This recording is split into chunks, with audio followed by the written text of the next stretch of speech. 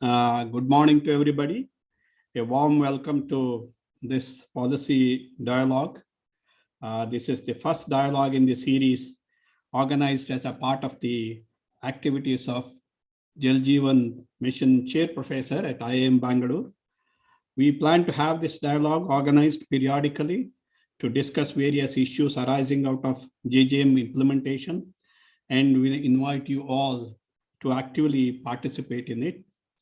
The main purpose of this dialogue is to bring in research findings, best practices, and field observations from all around the world that have implications on policy formulation and or implementation of Jal Jeevan Mission.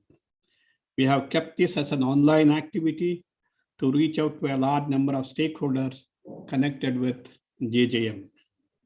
As we all know, the Jal Jeevan Mission, launched in 2019 by Government of India, aims to provide affordable, sustainable, reliable, and quality piped drinking water in adequate quantities to every rural household by 2024 through functional household tap connections. It is expected that this will contribute significantly to improving living standards of rural communities in India. JJM is different from previous efforts in rural water supply as it adopts utility approach, wherein the focus is on drinking water supply service delivery, not just on infrastructure development. So in this service delivery focus, it provides a pivotal role for the local community, both at the construction and operation and maintenance stages of the scheme.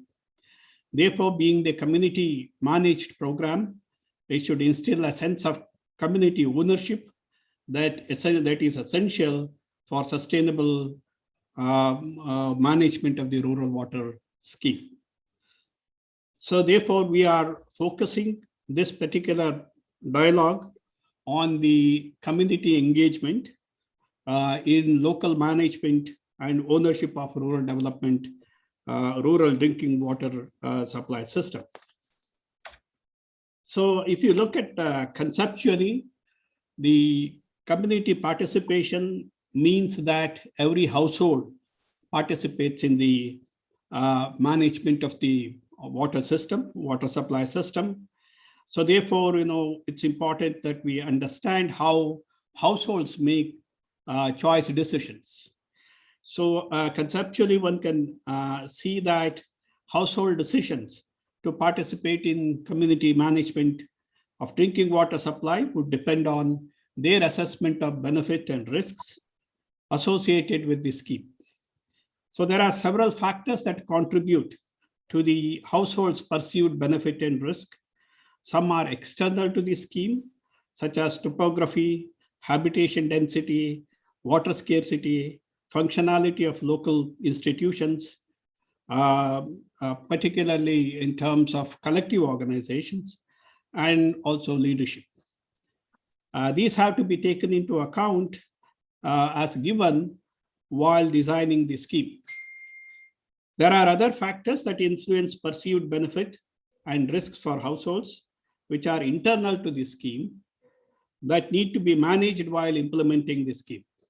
In this particular series, we would like to focus more on the internal factors and how they can be managed in order to facilitate greater participation from the community.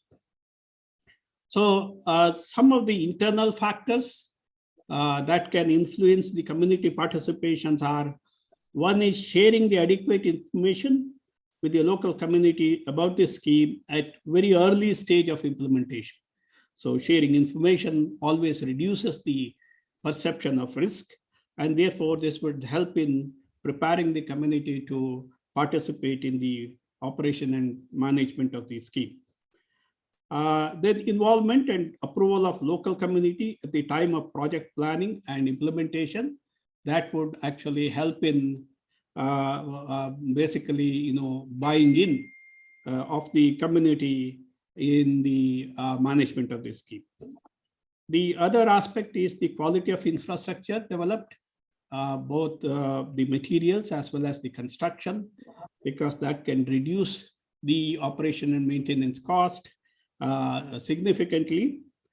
The other factors that influence the benefit perceived and the risks perceived are capacity building. If the community feels that they are capable of running the system, then we would expect that there is a greater participation from the households and therefore the community.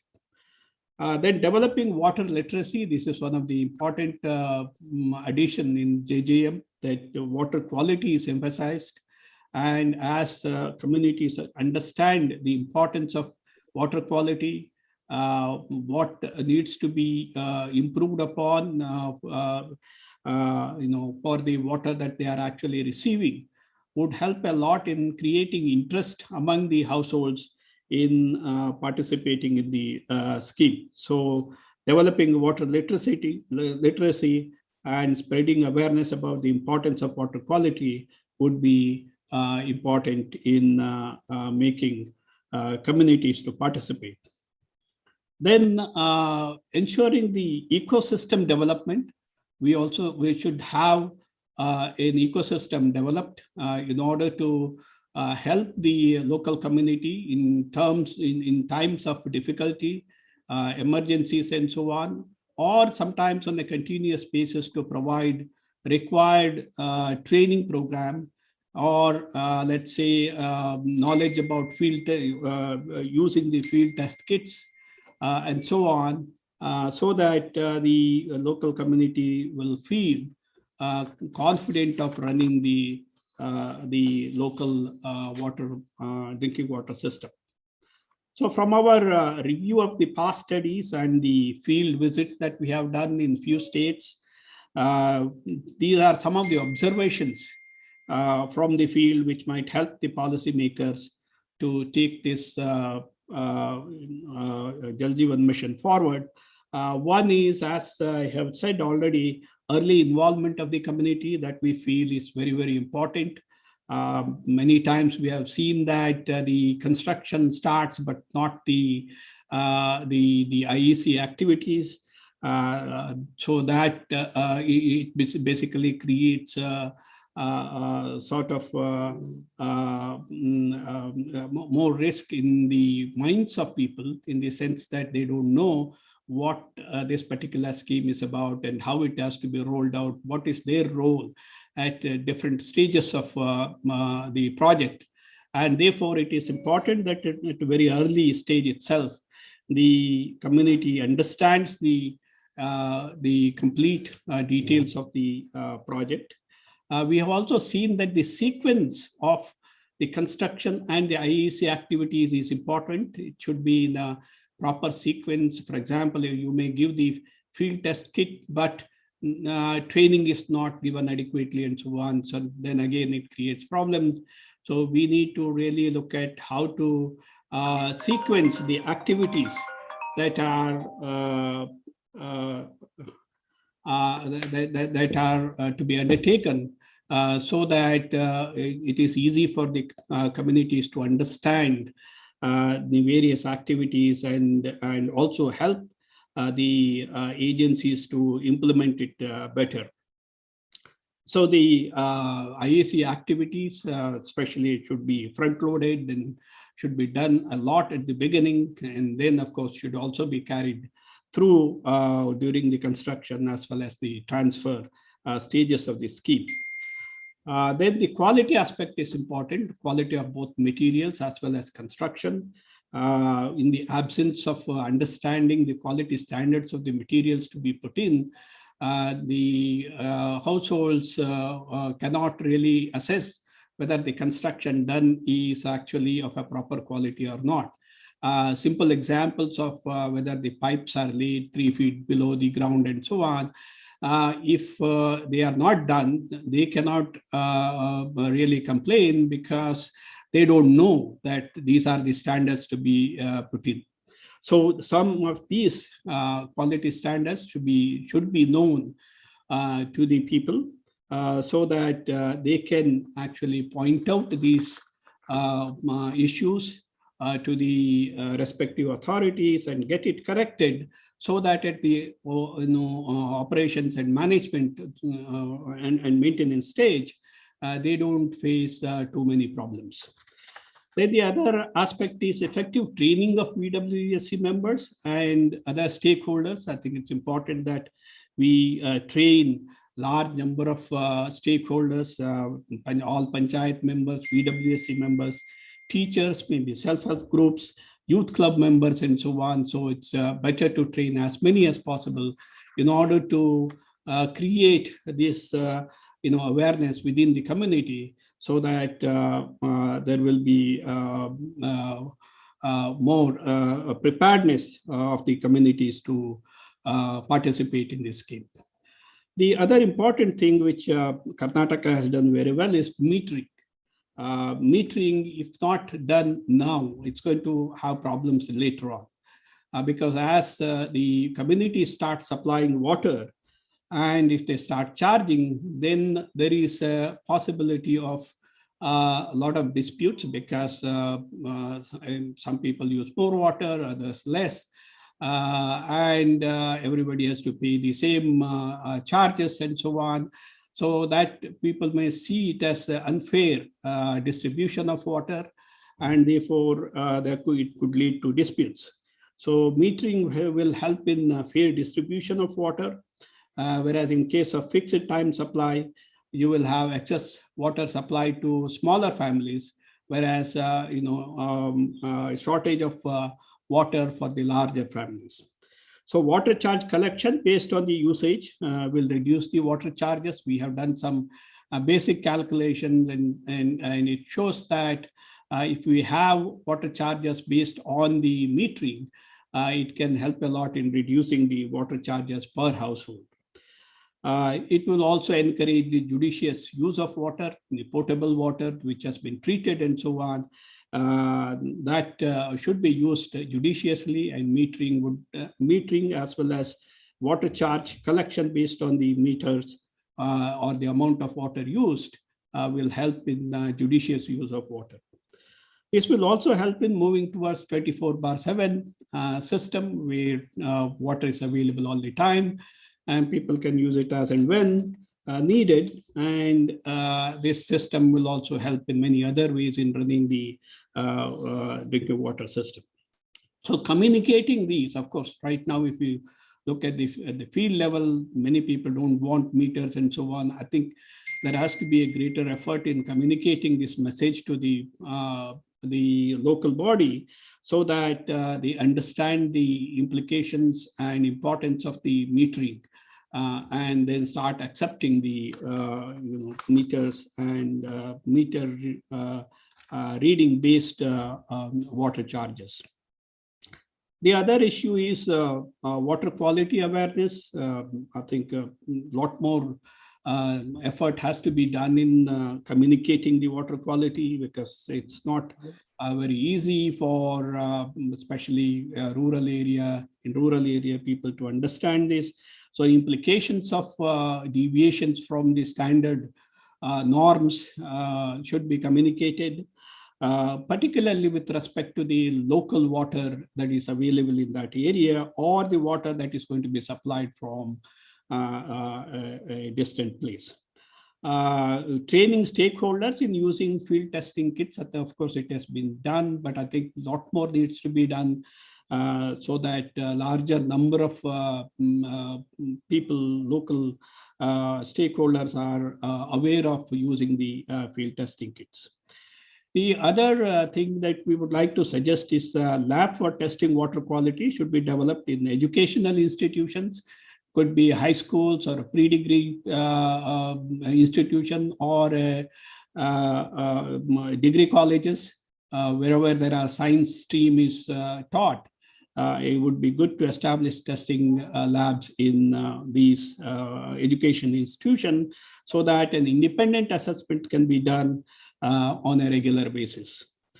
So a system should be established to share the test results also with the stakeholders in the local community, as early as possible, that is soon after testing is done. One other issue is grievance redressal mechanism. Karnataka has done with its system of Parihar.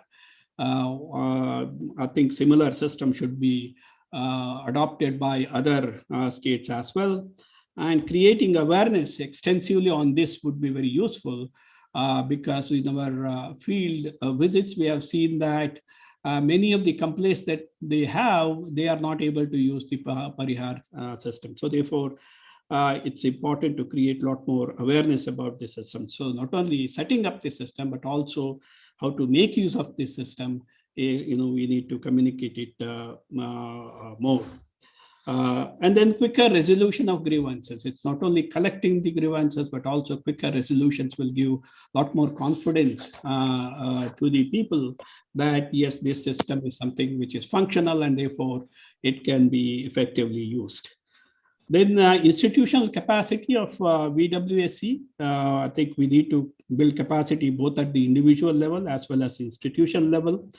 It's also important to have the composition and structure of VWSC such a way that it can withstand periodic changes in the members of VWSC, because in some cases, wherever the elected members are there, with the change in the elected members, it creates a vacuum. So again, I think education institutions in the local area should be involved to develop future community leaders so that the required human resource can be developed, especially keeping in mind the long-term issues of resolving the human resource problem. So lastly, developing managerial capability of VWSC. I think we need to have programs in order to provide adequate managerial competencies such as understanding financial and technical parameters, budgeting skills, negotiation, and project monitoring skills. And lastly, I think we should have an ecosystem where there is a backup available for the local management institutions to get the required skills, whether it's the technical and managerial skills, or any other problems that arises while managing the system on their own. So these are some of the points that we have observed from the literature as well as the field visits. So I'm sure there are many more points the presenters as well as the panelists will make a little later on. Now I request Mr. L.K. Atik. Mr. Atik is the Additional Chief Secretary, Rural Development and Panchayat Raj, Government of Karnataka. He is responsible for implementation of MGNREGA, rural drinking water supply, Swachh Bharat Mission, rural roads, and Panchayat Raj institutions in Karnataka. He has served both in state as well as in the central government. He was a director and joint secretary in the Prime Minister's office. He was involved in the process of conceptualization and formulation of policies. He also worked as a senior advisor to the Executive Director, World Bank, Washington, D.C. And in his prior appointment, he was Principal Secretary to Chief Minister of Karnataka during May 2016 to May 2018. So I welcome him and I request him to address, give a keynote address. And in fact, he is the best person to give. He has been there in this field, particularly rural development as well as the drinking water supply for now from the very beginning of the Jal Jeevan mission. So he has many insights. He has worked at all levels, so state, central, international levels, and so on. I'm sure he brings in many insights on this topic. Over to Mr. Atik.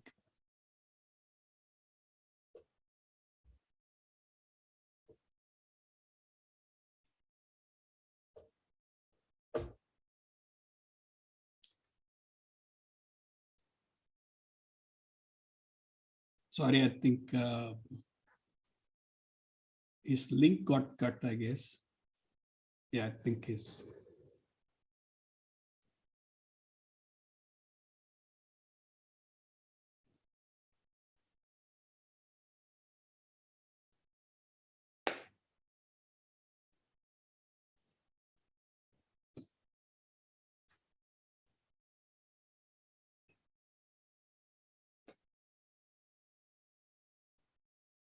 Yeah, he's.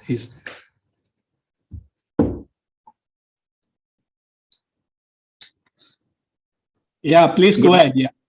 Yeah, good morning. Sorry, something went wrong with my iPad. It's switched off. Thank you, Professor Naik, and good morning to all of you. I have another meeting, so I had to go in and out, and so I'll be brief. So, Jal Jeevan Mission has been conceptualized as a community-driven, community-based program, and it's a very ambitious program. Perhaps I would say the largest project committing about $44 billion to provide drinking water, pure drinking water to each and every of the rural households. India has about 19 crore rural households, out of which in 2019, only about 3.43 crore rural households had tap connections, which means that we have taken up a task of providing drinking water connections to more than 15 crore rural households, or 150 million rural households, which means you multiply it by 4, it will become almost 600 to 700 million rural families. So this is a large scale project, and then in a very short period, we have sought to achieve it. We started it in 2019. It was announced in 2019. Actually, it started in 2020. In between, there were 2 COVID years. And in spite of that, India has reached a remarkable, has made a remarkable achievement of adding almost 7 to 8 crore rural households with drinking water. And today we stand at 11 crore, that is 110 million rural families. And still we have a long way to go. We have to still cover another 8 crore or 80 million families. Coming to Karnataka, we have 10 million rural families, out of which about 2.4 million families have tap connections. And till today, we have now reached to 6 million or 60 lakh rural households have been provided tap connections. So in a short period of 2 years, 2 to 2.5 years, we have provided tap connections to more than 38 lakh rural households. And this is works are done at the village level, and therefore community involvement is very essential. JJM by design has a lot of community involvement elements. It mandates that the community be asked to make a contribution, a nominal contribution of 10% of the in-village capital work. And the O&M, the operation and maintenance of the schemes, will have to be handed over to the community, and they will have to do it. This is a big challenge for the entire country because there is a lot of variation. In many states, water supply is provided with the public health engineering. Different is a different story, although, because we have very strong traditions of democratic decision.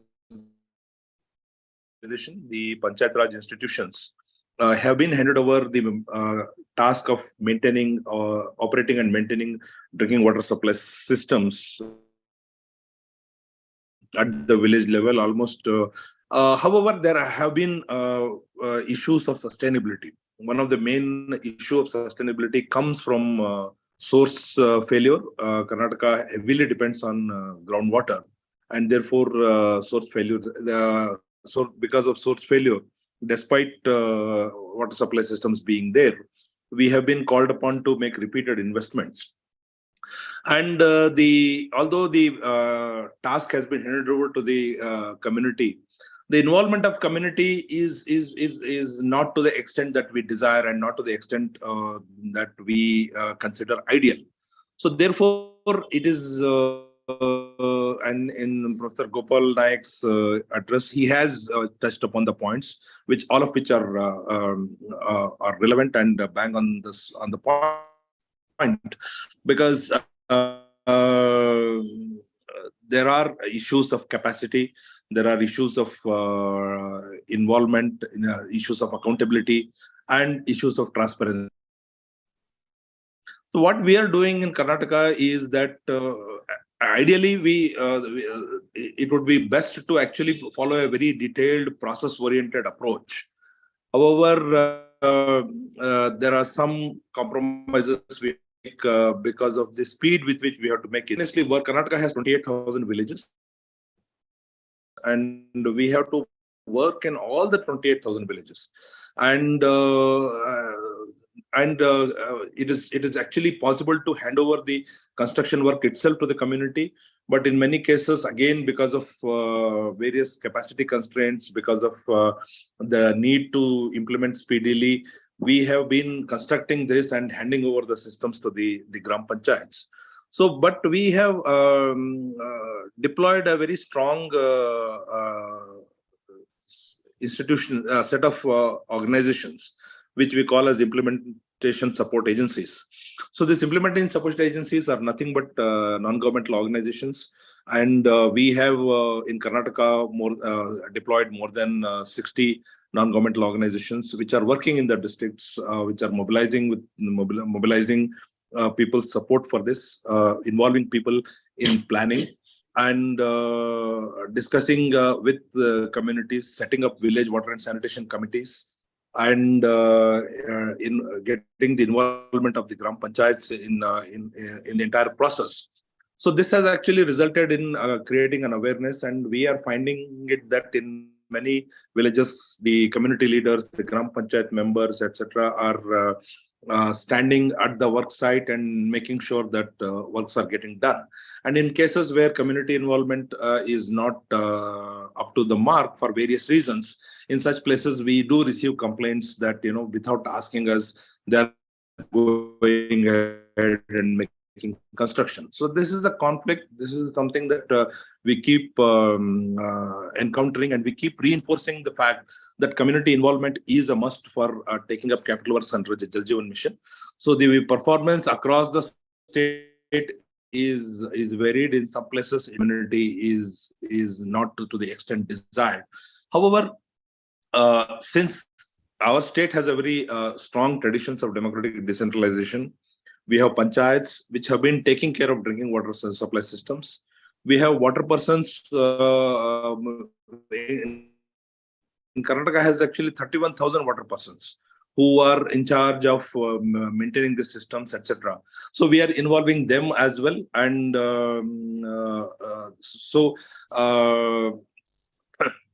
with their help, we are bringing in community involvement, and we are handing over.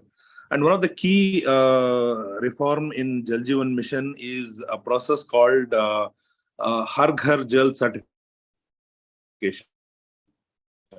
which means that even though the work we are not treating it as complete unless the community gets together in a Gram Sabha, and on video they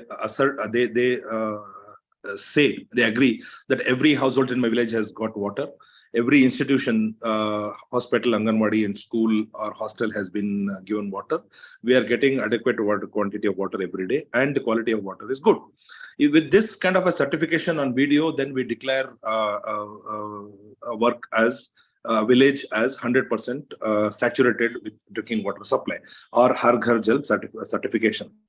So this Har Ghar Jal certification has brought in a lot of accountability, and is actually also taking time. In fact, Karnataka has completed work in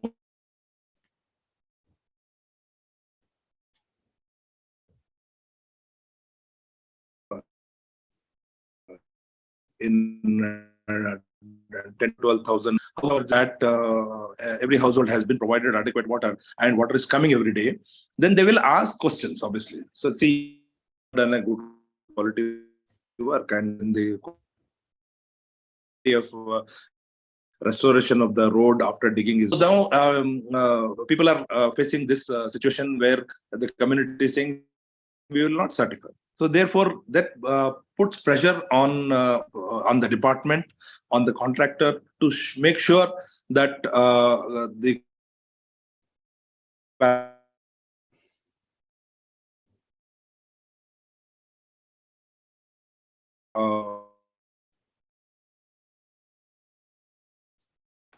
adhere to. And during construction, the community, through these enforcing community involvement, we have Karnataka is the only state in the country which has gone for 100% metering of all domestic rural connections under JJM. This is a huge task. Then we are asking every household to be metered. And then, so that is actually bringing in a lot of discipline and it is also creating apprehensions in the mind of the community. They're saying that you will charge us on volumetric basis. Therefore, we don't want meters. But that kind of resistance, pockets are few and far in between. Largely, I would say that more than 90% of the people have accepted metering. And because of metering, the quantity of water that is consumed has actually come down, because people, even though we are not charging on volumetric basis yet, we do have a O&M policy where eventually we may start assuring a basic minimum water, and beyond that we will start giving some incremental charges, etc. But that is a long way to go. But we are thinking on those lines, so that some accountability is there and people start valuing the resource that is provided. So therefore, we are metering. We have a draft O&M policy ready, which we are going to consult with everybody, and then we will, after these elections, etc., we may even we'll make efforts to notify it, so that a very strong O&M system is put in place, and O&M would be in the hands of the community. Karnataka doesn't have any problem in handing over the assets to the community, because other states are struggling. Some of the states are struggling, but Karnataka, since there is an acceptance, so we are handing over assets.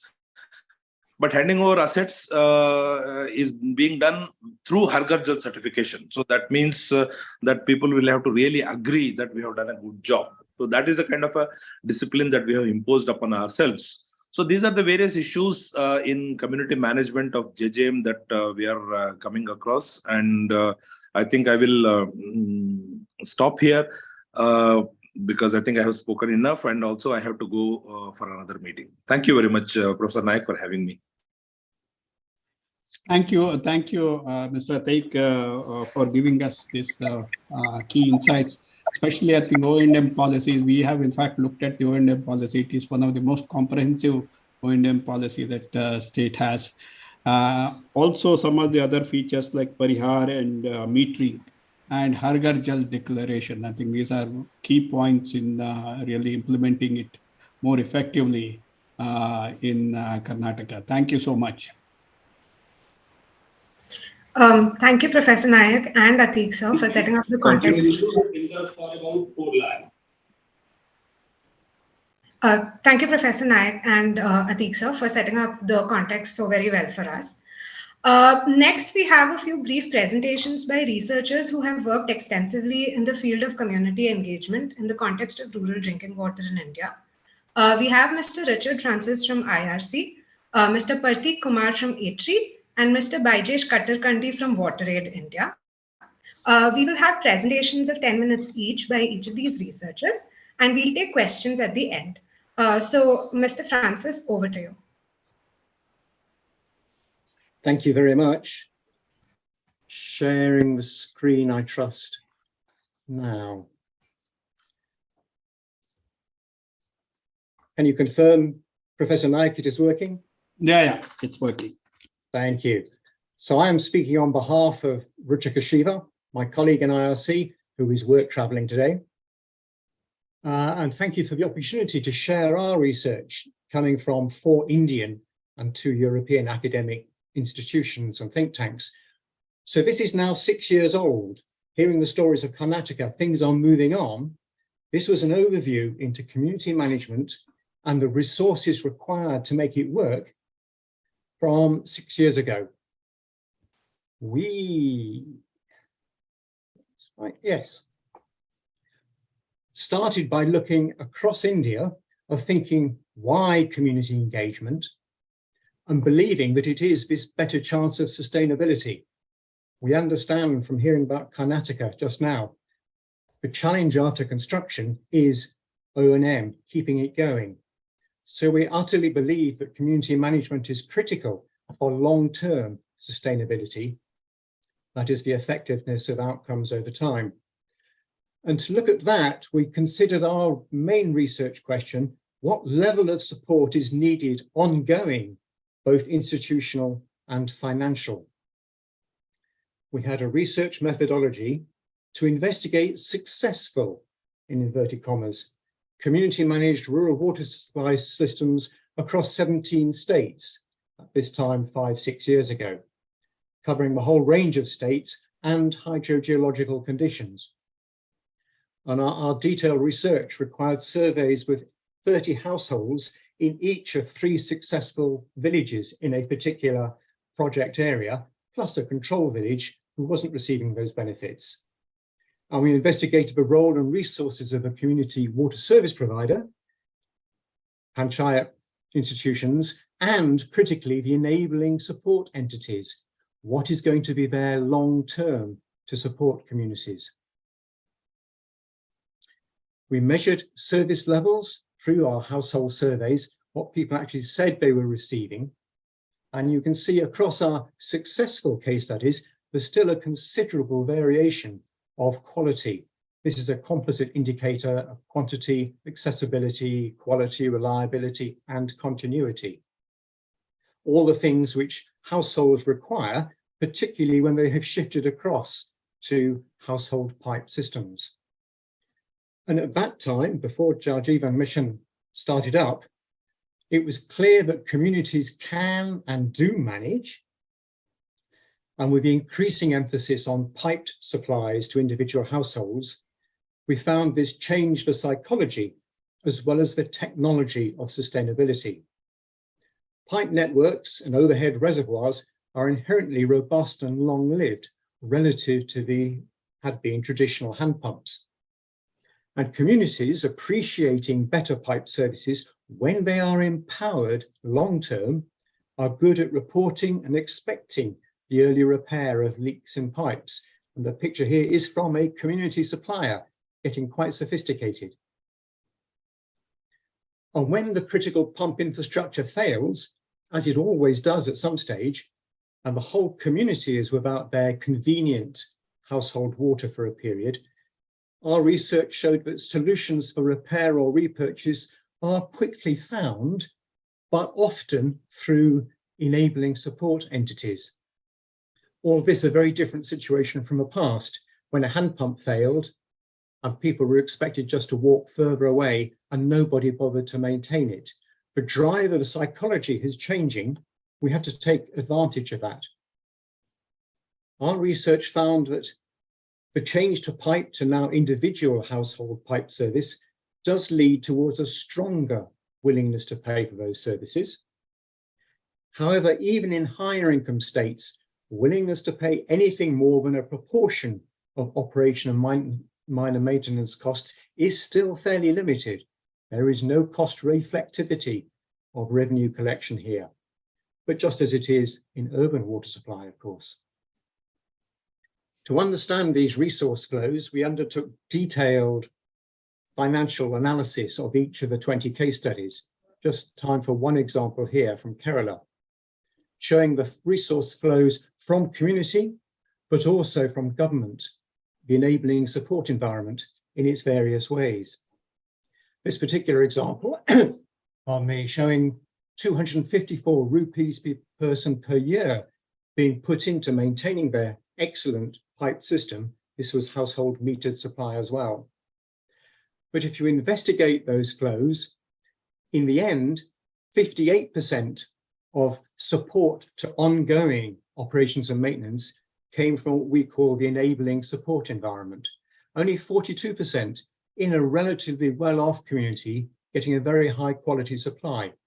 And we share this data to give a sense of the oncoming conditions and requirements to make communities continue to be engaged and successful. One key aspect of this resource, we've called it a state government entity, is the state public water supply tariff for power, which is a very significant, in a way, hidden subsidy, utterly critical to keep going, so that communities don't have to bear those costs. Overall, and this is the concept of looking at successful case studies, understanding that less successful case studies might well require more support, but we found the average CapEx investment from communities was about 5%. In terms of operation and maintenance, communities were getting to support at the level of about 50% in financial terms. Capital maintenance, that is the long-term issues, when pumps fail, when pipes have to be renewed, was at the level of about 15%.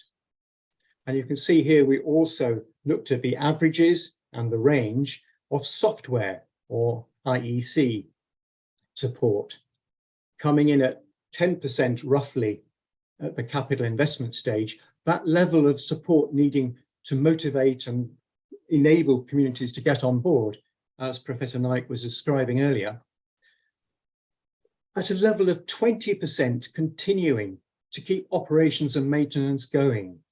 Sustainability for communities requires ongoing support at a very significant level. And we only found 3% going in for this long-term renewal of VWSC involvement and understanding.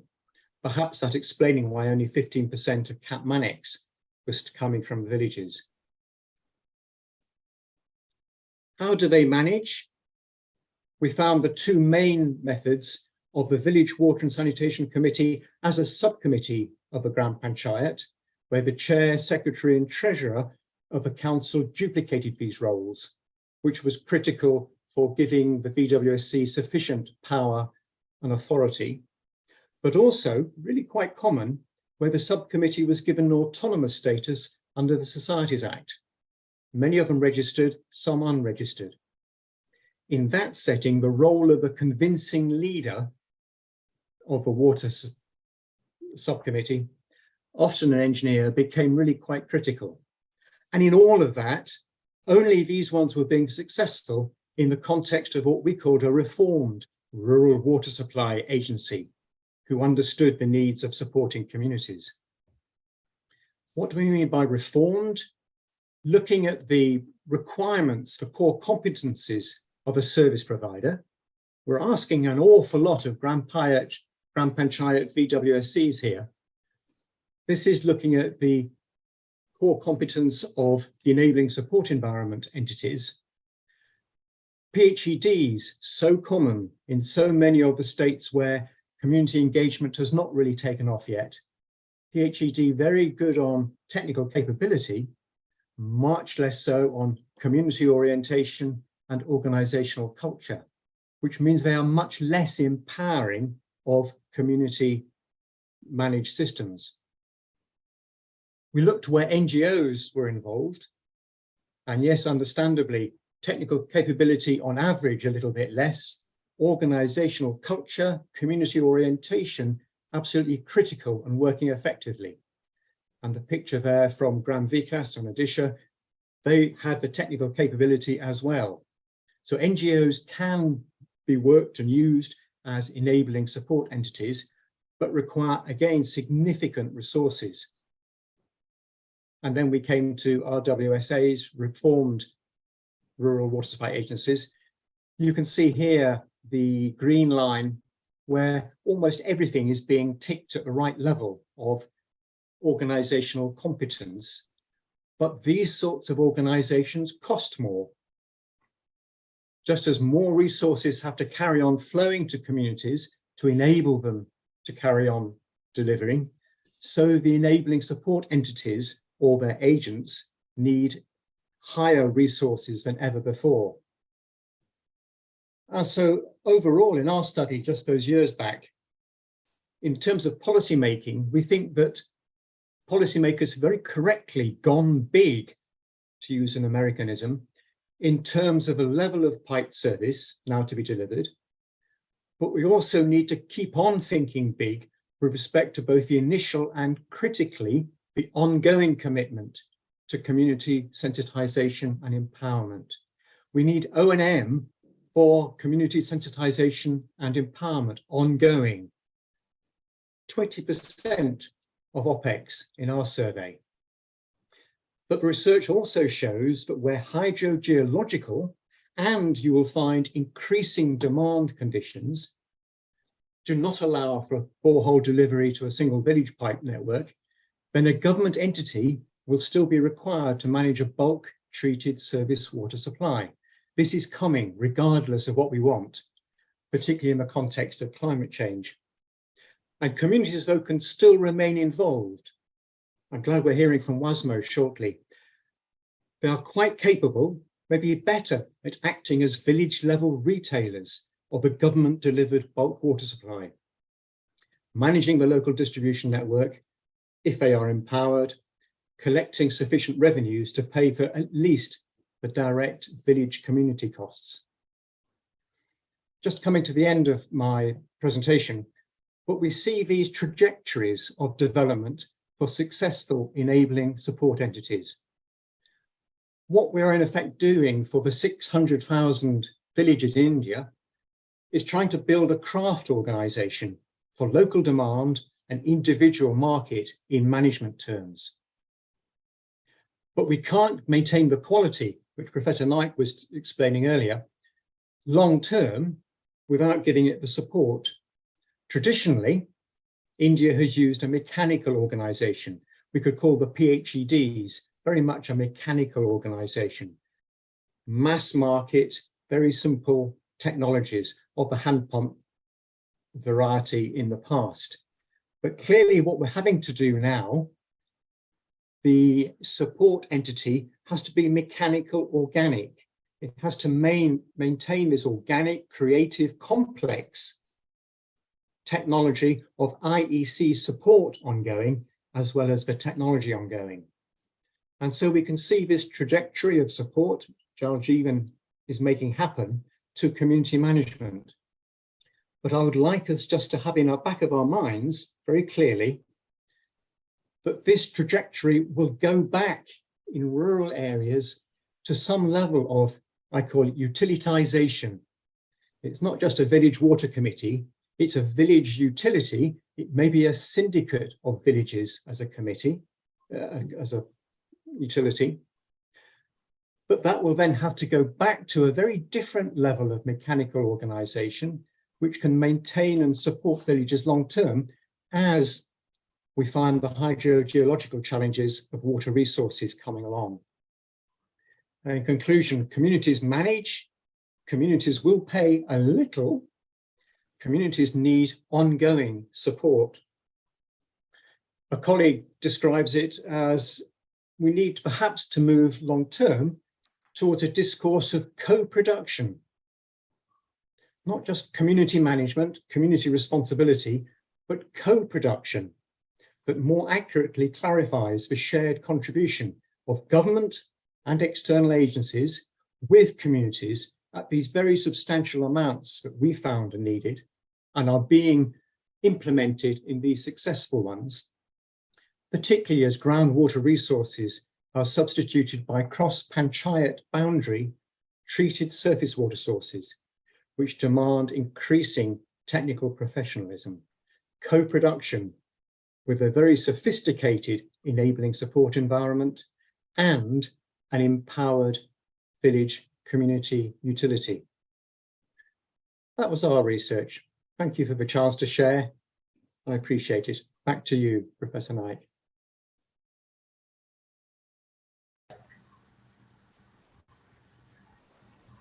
Thank you, Mr. Francis. If there are any questions that need to be taken, we'll take them at the very end. Participants can also post the questions in the chat window. Next, we have a presentation by Mr. Pardeep Kumar. He will be speaking about the need to shift in JGM approach from a community-centered to a community-centric approach. Over to you, Pardeep. Thank you, Vilasa. Vilasa, can you confirm is my screen visible? Yeah. Thank you. Okay. So I'm really thankful to IIM Bangalore JJM Chair for giving us this opportunity. I, along with my colleague Susan Varghese, we are making this case on community participation in Jal Jeevan Mission. As pointed out in the opening address or key address by Mr. Atik, that Jal Jeevan Mission keeps the community at the center. It's a community-driven, community-led approach. So Jal Jeevan Mission aims to involve the community throughout the process of, like in its ambitious goal of universal functional household connections across the India. But the questions that remain still exist on the plate is the extent of the community participation. We in this piece approach this context or this concern by heavily drawing from the secondary literature, the publicly available data of Jal Jeevan Mission through its MIS and dashboards, official guidelines, impact studies, as well as the field observations. And we tried to examine the extent of participation, and based on that, we are making some policy recommendation. If we look at the progress of Jal Jeevan Mission, as even stated by in the opening and address and the keynote address, as of now, through the Jal Jeevan Mission, we have somewhat like achieved 80 million additional connection, and India's total functional household tap connection coverage is close to 60%. But if you look at the other aspects that define the community participation, community engagement, level of community engagement, all these aspects hadn't performed quite well. If we take in a case of financial year 22-23, we will see that spending on capacity building, spending on awareness, IEC, education component, spending on skill building of community members, almost 1/3 of India's state, or in some cases, the 50% of state hadn't spent anything. So there is no financial expenditure, or like there is no activity as such on these aspects. As even stated by my earlier presenters also, that ISA is a quite crucial, like you can say, stakeholder in the successful implementation of Jal Jeevan Mission, considering it's a critical node in its planning and implementation. 10 states as of now still don't have spent, 10 state and UTs hadn't spent any penny on the engaging the implementation support agencies as well. Somewhat like same things are also we can get it from the functionality assessment of household tap connection 2022. This was done by Kantar Public on behalf of the Government of India Jal Jeevan Mission, and this functionality assessment study says that out of provided these new household tap connections, 62% are only functional, or the functionality in the terms of the quality, quantity, and regularity. In almost 1/3 cases only, there is an existence of village water sanitation committee, or they had took up the responsibility of its operation and maintenance, or there is someone who is skilled enough to look after the manpower, looked after the operation on maintenance. That's just the 1/3, and 2/3 don't have such phenomenon or such institution in existence.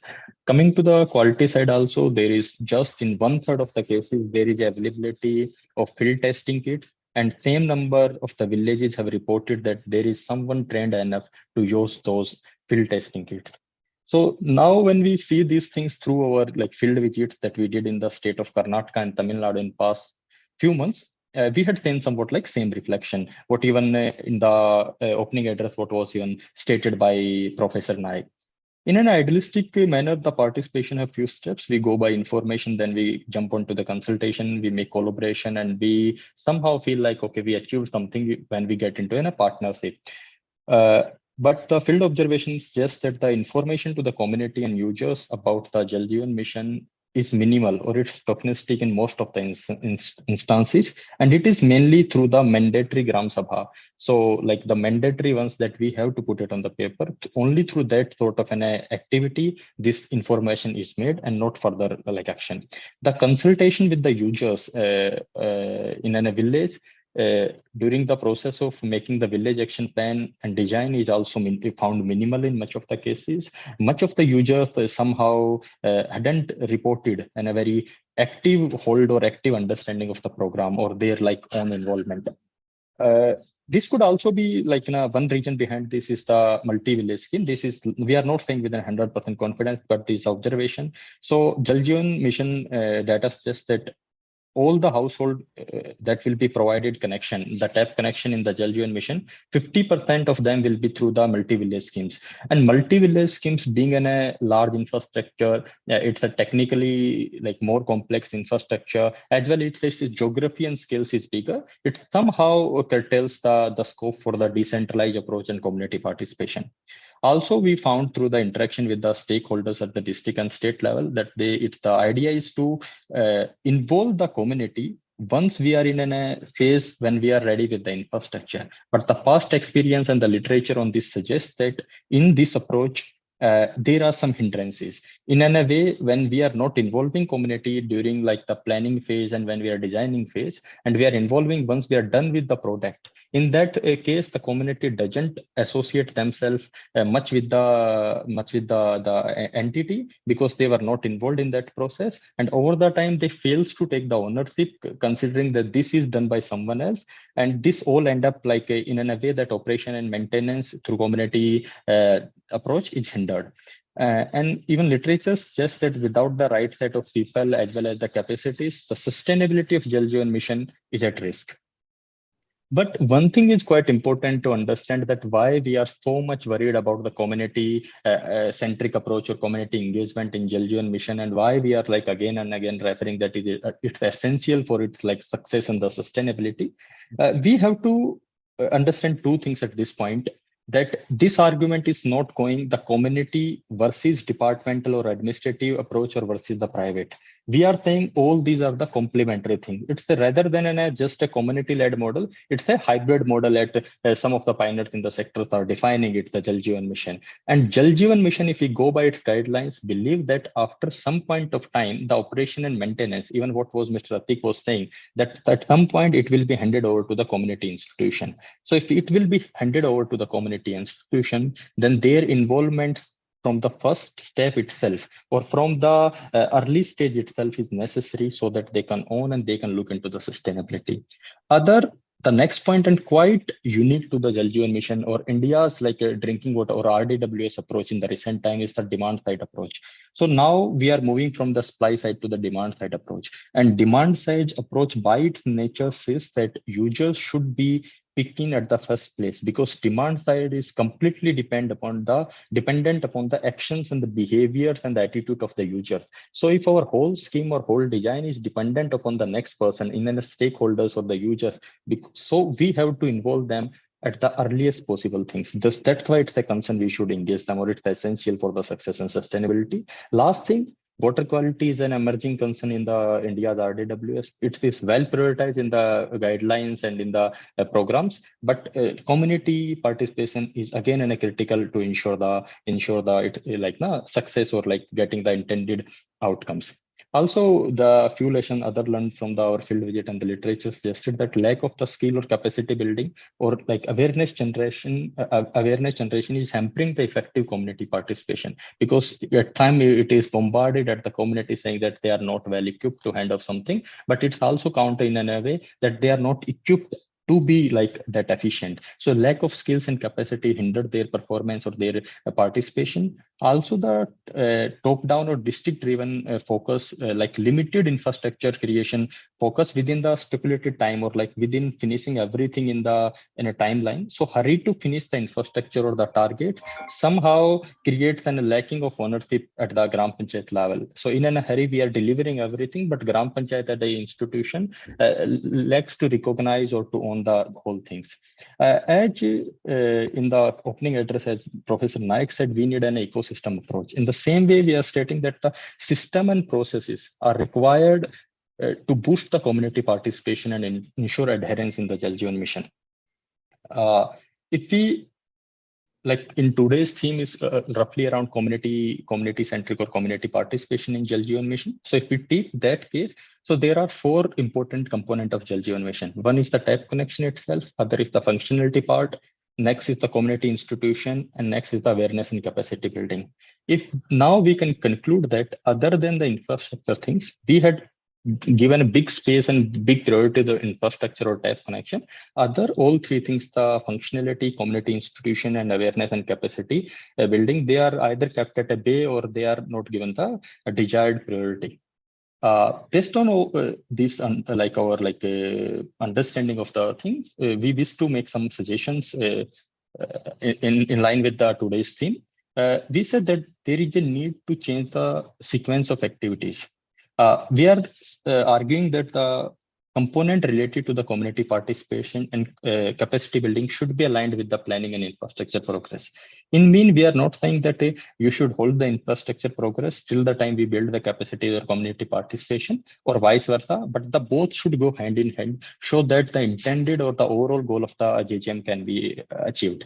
And also the same thing in the same line about this thing needs to be laid down in the guidelines. Guidelines say that, okay, the both things are needed, but the sequencing things is missing, so that should be incorporated. On the same line, there is a need to build a framework with the village, block, and district level interfaces, and provide all three tiers of Panchayati Raj institution with an additional layer of monetary incentives for achieving functionality through community participation. Also, there is a need to re-emphasize the central role of implementation support agency for community mobilization and various its roles. Though the guidelines are saying that we need the community support, implementation support agency, but this need to be made mandatory for districts to engage one. Now, if you look at the Jal Jeevan Mission guidelines, relatively they are in a good guidelines, or relatively in a sense to the past forms of the RDWS, but adherence is an issue. Even the guidelines is speaking a lot about the inclusion of social heterogeneity, whether it's the caste, class, or gender. They are talking about the local solution. They are talking about the implementation support agencies. Still, they are not adhered. So we need to have a mechanism to monitor the adherence to the guidelines. It is said in much of the cases that we are in a hurry to, we are in a towards the goal to finish our goal, to achieve our target, and we are already halfway through, so much can't be done. But we always can go with a hope that it's not that late that we can't change or we can't alter a few things to get a better result out of this. That's all from our side. If you have any question, you can ask us, or you can just simply drop us a message or email. We will be happy to respond. Thank you, everyone. Over to you, Vilasa.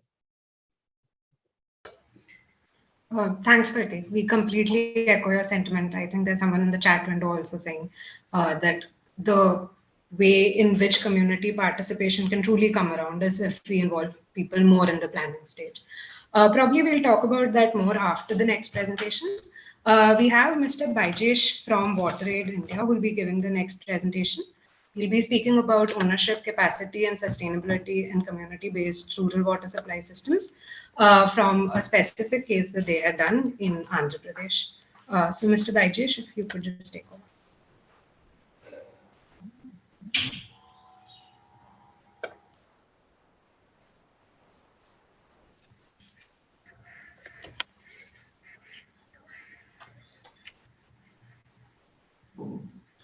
Hi, thank you. Can you see my screen? Yes, it's visible.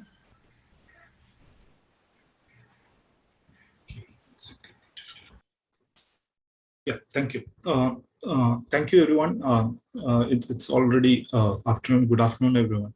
So I'll just walk you through one case, what we have done in Andhra Pradesh, which again emphasizes the fact that all the previous speaker was talking about importance of community engagement with a specific context in a very rural village in Vijayanagaram district.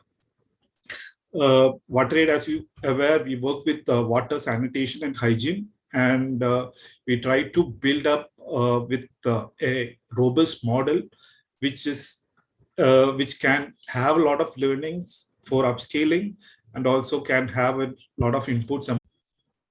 So here, specific case I want to bring it here is a small village called Munjeru, where the drinking water issue is still a problem, which community water taps are available, still that was not sufficient, etc. And always a woman, which almost reflect the case in most other places in India before start of JGM.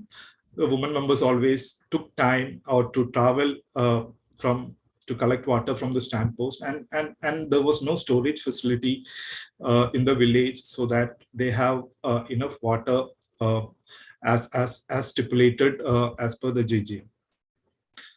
Often the issues in terms of source, the other operational issues often come, and that end up with 2-3 days without water, and maybe it can extend further for 1 week as well.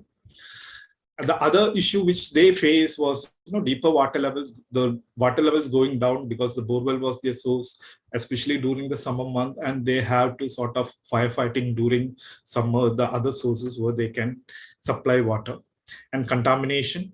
And existing old system, which was supported through the Gram Sabha fund, was one of the issues. So normally WaterAid do have a implementation sort of framework we used to propose, which is almost matching with the guidelines of JGM, which start with the gap fee accessibility, having a initial interaction, and further linking with the community, finalization of the site where we can do understanding their things in terms of the quality of the water, in terms of what type of water they drink, etc., and the vendor finalization, etc. So here and a huge component which goes on follow-up. So this framework, which is also a part of JJM, but we have a robust framework which we used to do for sort of implementation. Definitely the software which previous speaker was talking about, the community engagement, including the hygiene session and the sensitization session, which parallelly run across the implementation plan. And obviously the convergence of all the officials who are part of this implementation is very important. In previous speaker was talking about the linkage between the community as well as the department is very keen because as we move towards sustainability. The standard procurement, which is just part of the implementation of the construction of the infrastructure, and the quality indicators, and IEC or the sensitization or the mobilization, whatever you call it, run parallelly across during the intervention, and also hand-only support, which is also required later. So early involvement of the community, which is very key, which can start with the participatory approach. So when we talk about village action plan, so normally what happens in village action plan itself is not real mirror face or mirror image of what is the actual situation in the community. Involving community in starting with the village action plan is very much key. So it can start with focus group discussion with the women group. So we have a different levels of interaction with women groups, community, local self-government, that's the GP, mandal and district level officials. Understanding the issues, where are the gap, where are the challenges. The government also come in terms of technical aspects as well. And we also use water security mapping and also village mapping as a tool to sensitize the community, because that is very much important, because all the previous speaker was touched upon the importance of sensitization and capacity building. We use all this participatory approach, which under JGM, the ISAs are supposed to take it up, that need to be intensively sort of manicured and take it forward.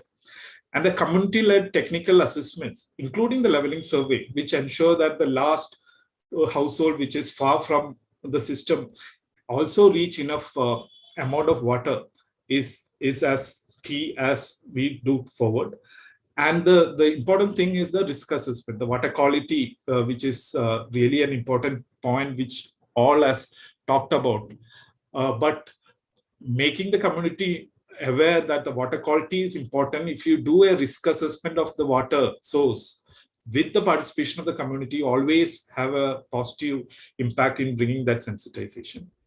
Yeah, water quality and testing and surveillance, the key component of the JJM. Awareness is something is very important, but the reporting, the testing, reporting, and also sharing back to the community through government GP staff, frontline workers. But what WaterAid also prefer to have or to build a cadre of volunteers, which can be supported through GP through their fund in a short-term format, because the other members are always busy with other government programs, etc. So building that cadre always helps to take this forward. So volunteer capacity building on water quality testing, monitoring, and also surveillance is important. And regular water quality testing and surveillance at GP level is very important. Building capacity. So all previous speakers already touched upon the building capacity. So I am here mostly touching upon the building capacity of the community or the users who are getting the benefit of the system, the services. So normally what we tend to use is user groups are formed. So normally what happens is GP is having several habitation, and each habitation have the system, maybe a separate system. So normally the power or the decision maker and with the VWSs, which is with the village, and the habitation normally don't have that type of sort of capacity or the responsibility to take it forward. So here the idea is to ensure that whoever the user is should have the capacity or to bring that sense of responsibility. So user groups are formed and then sensitized, and several convergence meeting with the local government at habitation level, even at the VWC level, or even at the village level to be kept on. One is on finalizing the monthly tariff. How to bring the ownership is very important, that the willingness to pay, which is a challenge, still a challenge. But if you not start with it, is going to be again affect the sustainability of this. Fixing monthly tariff, the operator, the component of operation and maintenance, and also the skill building of plumbing and electrical skills. So that also we used to touch upon, so that whenever some breakdown happens, and there will be local available services who can do a quick corrective measures and take this thing forward. VWC, as everybody agrees in the previous call, it's very key component. Their capacity need to be built. Not only the capacity, they need to be sensitized a lot in terms of other components of water service, including water quality, water security, and the regularity.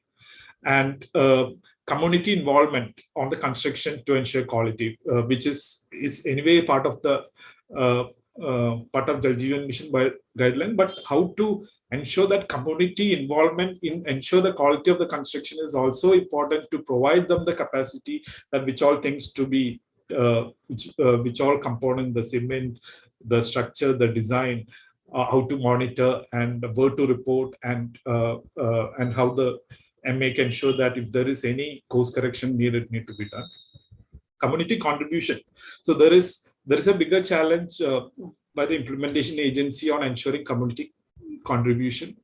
But from our experience in particular villages, constant engagement and making them sensitize the community contribution is something which doesn't mean it's very hard.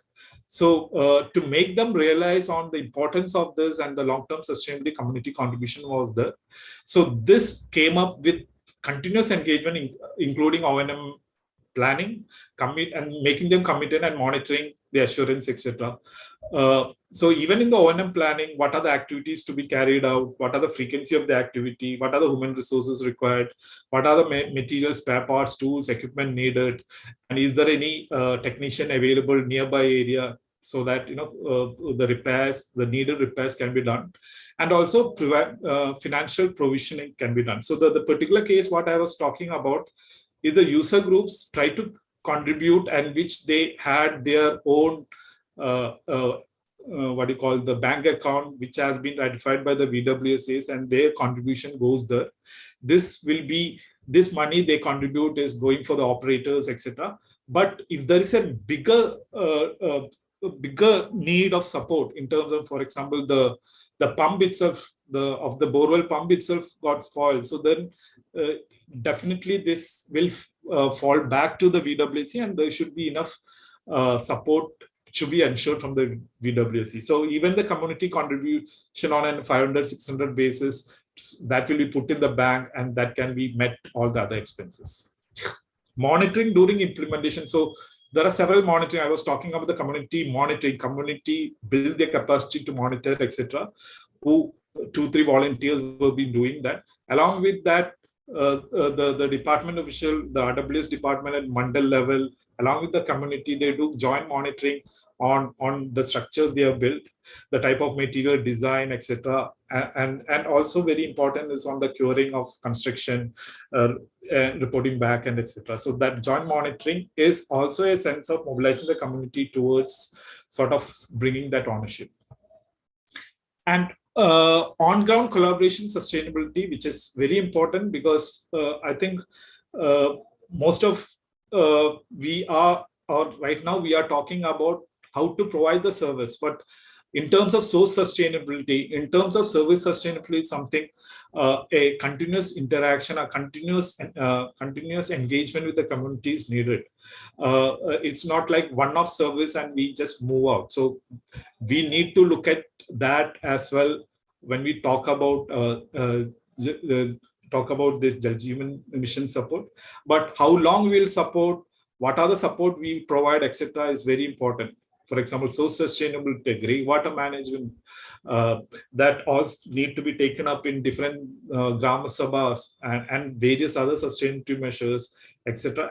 And as the year passes, what are the other changes that the issues should be discussed at VWSA? Whether VWSAs are happening regularly, the issues are discussed regularly, the actions have been taken. In the subsequent VWC, whether the agenda which was discussed in the last VWC have the corrective measures are taken. So all this, it's complex, it's important, and it's need to be taken up when we talk about sustainability. Yeah, this is a small sort of presentation I just want to share. Thank you so much. Yeah. Thanks a lot, Mr. Vaitesh. We are open to questions now. People can raise their hand and ask the presenters directly.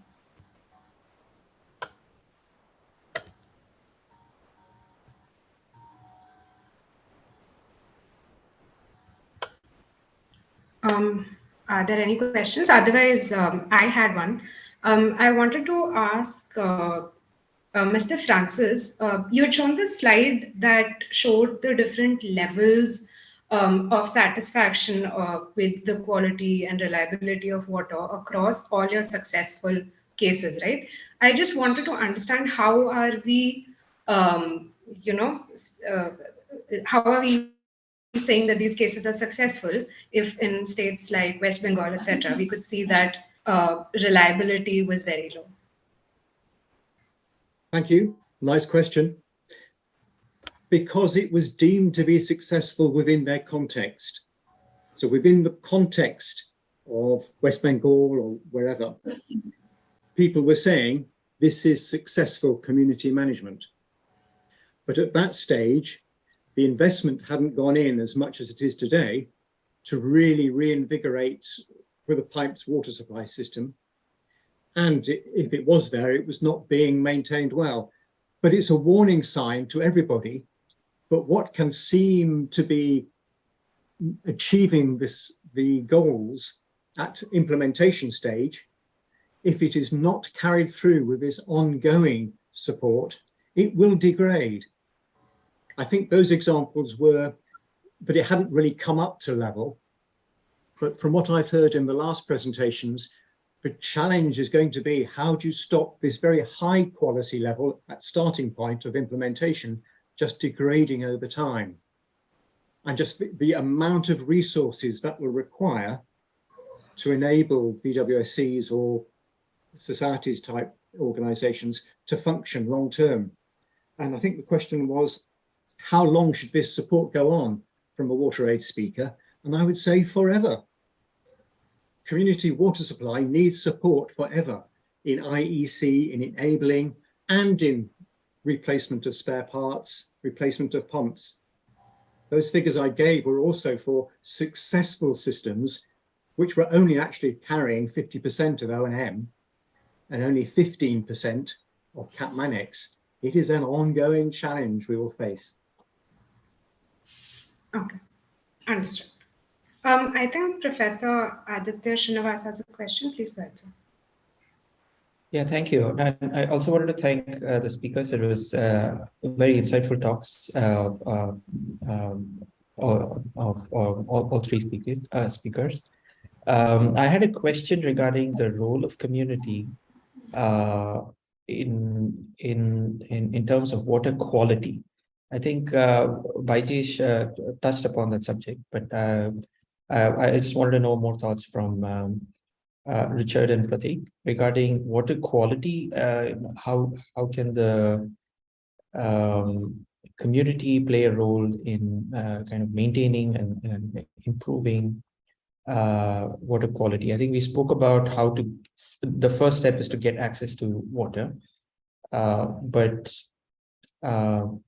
I think the next step would be to thinking more carefully about the quality of water. Thank you. Richard, you want to go first, please? Oh, please, your turn. Okay, sure. Thanks, Aditya, for the question. So I will answer this within a case study, actually. So that's what, like the INREM, if you are aware, like one of the lead sector partner of Jal Jeevan Mission, what they are doing. I will just like quote their example and they're like understanding the role of community. So community role in case of the water quality could be at mainly in the two parts. One, while we are identifying. So there is not like all quality or quality concern on the health can be reported just like we go by that. It's also much of the observation and the behavioral change, or in a say the awareness and education about that, particularly with the fluoride or arsenic in that matters. And when we comes to the treatment of these things, the localized solution, one is the centralized solution. In a way, we will put up an RO plant and all the big infrastructure that way. The centralized home remedies and these things. Until we will make them aware, we will not engage. We'll bring on the platform or aware them, and then giving in a solution that is more of a localized, decentralized, centric. And also there is an overarching role of community in a way, or community institution with the surveillance part of this thing. The continuous, because quality, we see in India, in Indian coast, the fluctuation with the seasonality, because we see the dry periods, we see the wet periods, and there could be like some of the extreme events, also the floods and the tsunami in this case. So the surveillance is also one part, other than the remedies and the diagnosis part of the community. So the awareness might be the critical, where the role of the central agency could be just awareing and that's like making them aware about nuances of this thing, and then community adopting those practices. That's what limited. More, I will just like on this platform, I will say the INREM approach, or like you say that the literature and their resources can be looked more to understand that. Thank you.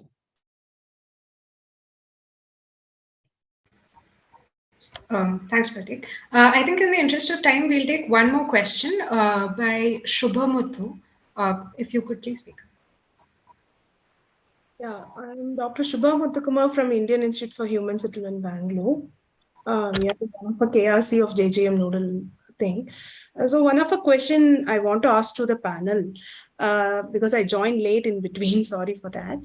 One thing I want to understand, because I've done huge capacity building aspects in 11 states, exclusively we are working for other things.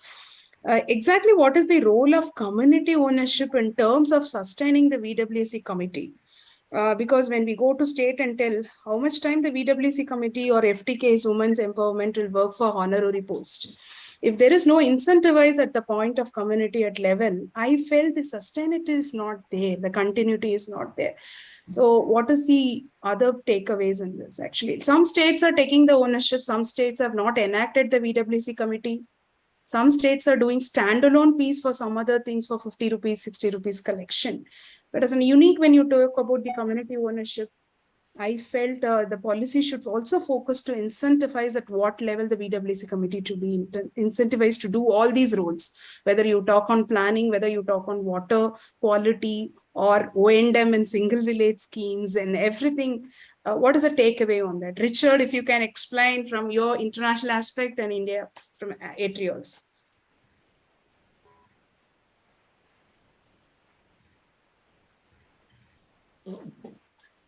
So I could respond. I wonder if you want to move to the bigger panel now, because those sort of questions would come up with the bigger panel.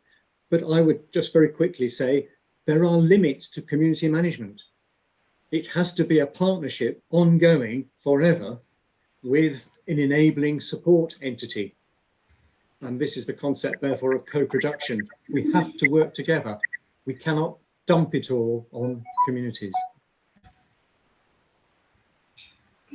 Yeah, I think let's move on to the larger panel. These are some questions, as Richard rightly put, would be answered by our panel. So now we'll begin our panel discussion moderated by Professor Gopal Nayak. Our panelists for today are Dr. Jinsi Roy, Dr. Sean Foray, and Mr. Manish Vasuja. I'll also give a brief introduction of each of the panelists. So our first panelist, Dr. Jinsi Roy, is the CEO of WASMO and a 1994 batch IAS officer. WASMO is an organization which is well known and credited for driving grassroots level change in Gujarat and empowering communities to take ownership of their own water supply systems. Dr. Roy was the District Development Officer for Narmada, a district largely populated by tribal communities. She was conferred the Best DDO Award on Good Governance Day for her exceptional service here in Narmada. Welcome, Dr. Jinsi. Thank you. Thank you for the introduction, but I would like to correct you. I'm a 2014 batch IAS officer, not 1994.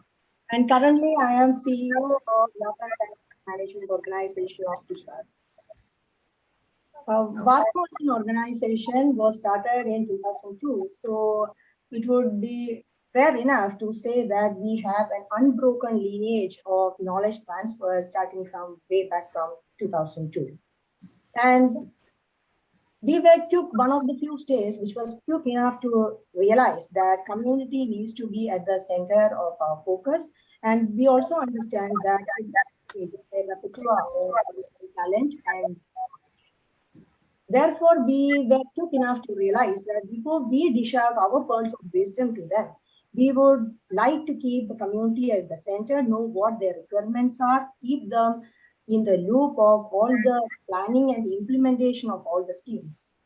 So therefore, we formulated way back starting from 2002 onwards. In any case, it was already existing. We just give them a formal outline. And these Pani Samitis involve about 10 to 12 members each. And when the JGM was launched in 2019, we were on a firm footing because most of our villages, 18,000 plus villages, already had Pani Samitis in existence.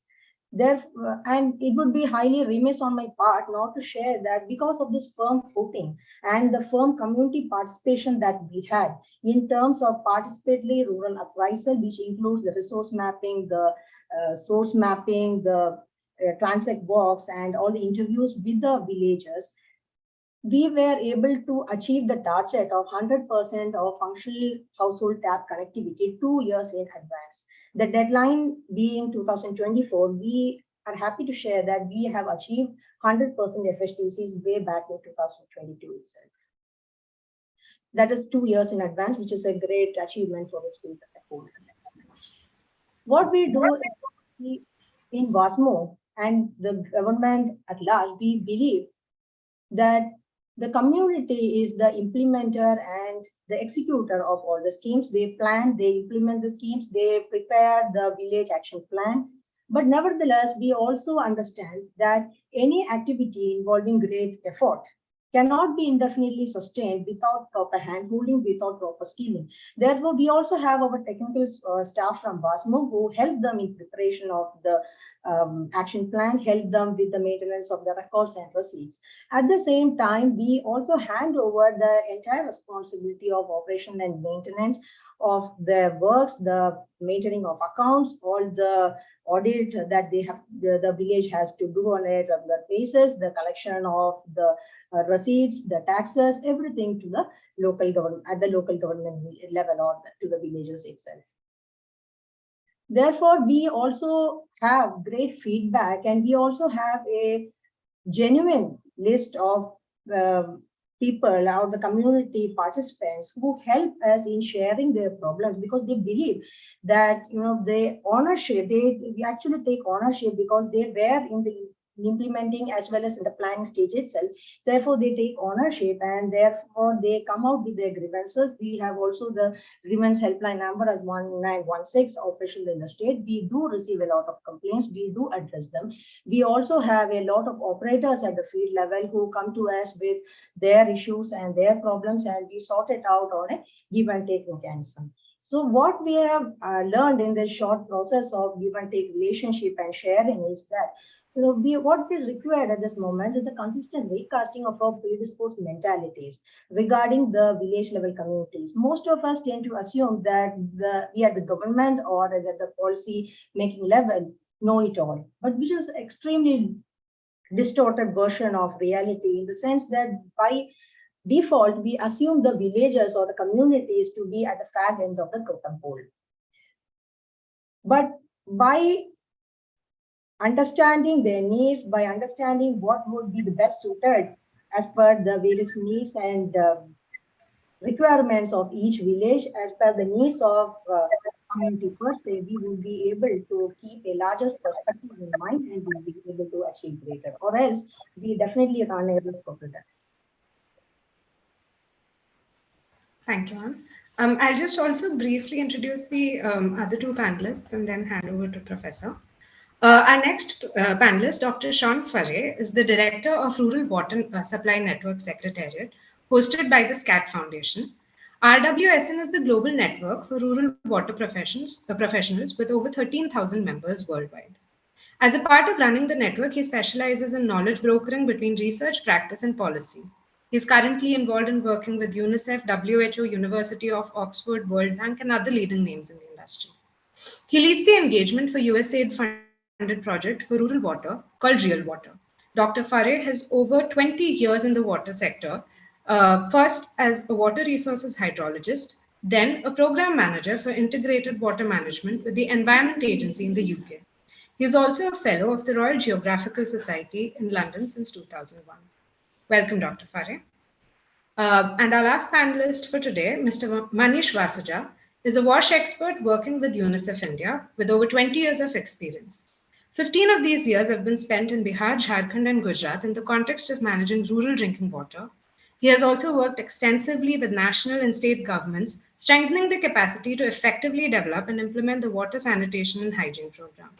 Presently, his portfolio is supporting the Ministry of Jal Shakti in India in the design and rollout of the Jal Jeevan mission. He was a member of the National Task Force on JJM. His main forte is capacity building, including water use efficiency and social mobilization in the rural WASH sector. Academically, Mr. Manish is an MTech in Energy and Environment Management from IIT Delhi. Welcome, Mr. Vasuja.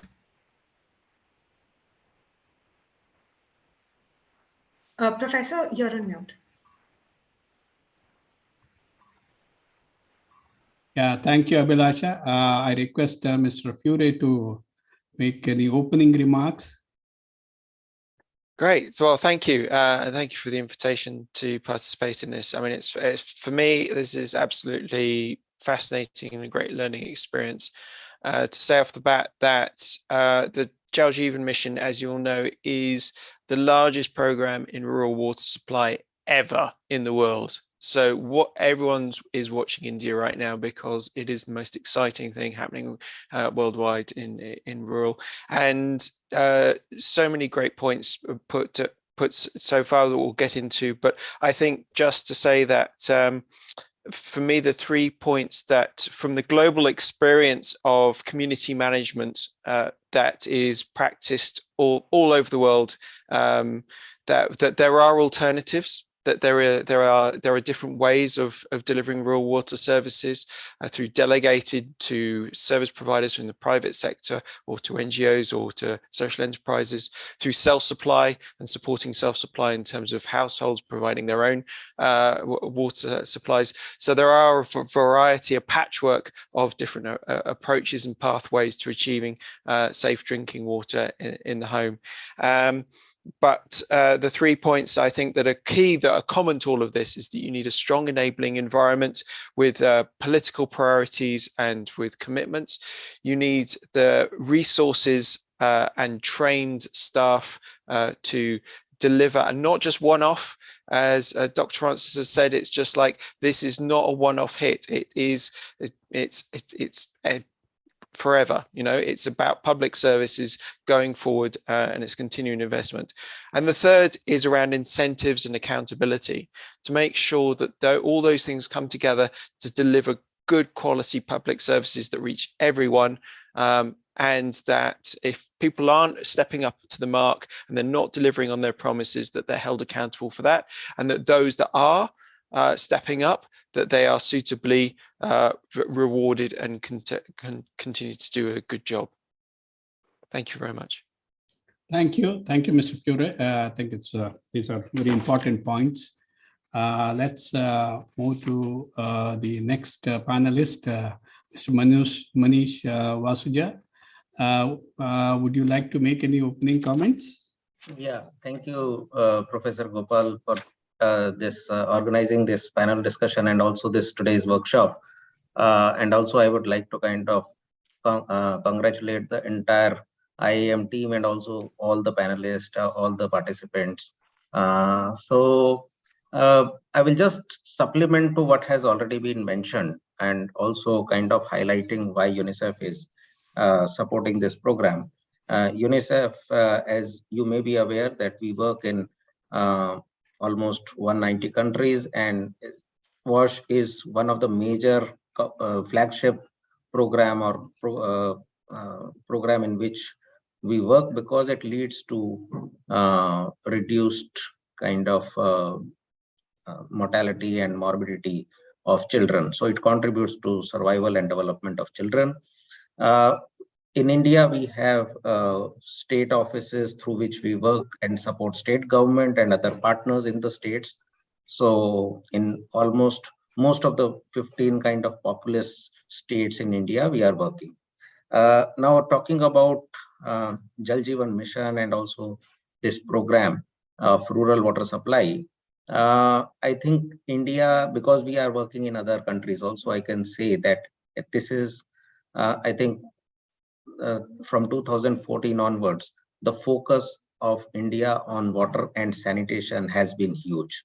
And this is tremendous and should be noted, because the way India has invested in Swachh Bharat Mission program, the Clean India Mission program, in 2014, and then in 2019, once India achieved or declared that it has ODF, it has achieved ODF status, then JJM program on water supply in rural areas at least was launched for universal approach, and this is in line with SDG 6.1 and 6.2 targets. So it is very much in line with the safely managed water supply or universal coverage of safely managed water supply, which SDG talks about. And let us all agree that India is far ahead if we see the acceleration it has achieved. And in this program, it is the partnership of, I will say, the leading role is Gram Panchayats, as we have been discussing, central and state government, key resource centers, ISAs, implementation support agencies, and also different partners. And that is why all of us are here discussing about this, because we are also somewhere linked to this program in implementation, and maybe in capacity building, we may have specific kind of area where we are supporting. Just want to kind of highlight what has been already been highlighted, that as program, it is not just coverage which it talks about. It also talks about capacity building. It also talks about IEC or behavior change. So there are different other also components of program which are happening, and that is contributing to this. For example, one is Jal Jeevan Sarvekshan. This is being led by the implementer or the department, but focusing on the components of functionality, focusing on components of community management, water quality. So Jal Jeevan Sarvekshan is there, which is kind of ranking districts on performance. So there was a question on what is the motivation. I think motivation is at district level at least to kind of score that and get that recognition in Jal Jeevan Sarvekshan on components of functionality and community engagement. Then Swachh Jal Se Suraksha is another campaign on water quality, which is focusing on chlorination or disinfection of water supply. Because as we know, pipe water supply through taps can be prone to bacterial contamination. So government has kind of launched and is implementing Swachh Jal Se Suraksha kind of concurrent kind of campaign on that. Apart from that, there is Har Ghar Jal certification, which ACS talked about it, and also functionality assessment, which is annual basis. I think this is one of the, I would say, I would appreciate the government on coming up with a kind of functionality assessment every year, where a third-party assessment is being done and the results are in public domain. The report is in public domain. So, and the report is not up to national level, but it is up to state and district level. So around more than 600 districts, their functionality assessment reports are there. And let me tell, because also kind of highlight, because UNICEF being one of the partner in this program, I would say that it is a kind of work in action where things are being captured, situation is being captured, and then action plan is also being drawn to address those challenges in terms of ownership, in terms of capacity building, or in terms of, because the scale is huge. And let us, as my previous speaker has talked about it, maybe this is one of the largest rural water supply program in the world. So with that keeping in mind, it is work in progress and learning while doing. So I think I would like to kind of recognize that effort of government in this. Thank you. Thank you. So now let's open it up to questions from the audience.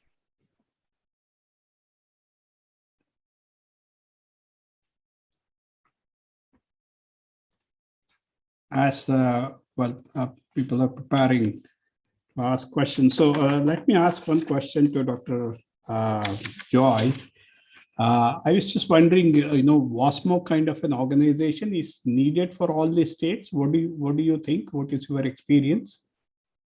I think such organization exists in most states. Maybe it is known by different names in different states. I'm not aware of the exact nomenclature by which this organization is known, but I am sure that such organizations of this level exist in most states. But they are usually a temporary one, I guess. Unlike WASMO, I guess WASMO is a more permanent organization. It is more like an autonomous organization when it was envisaged way back in 2002.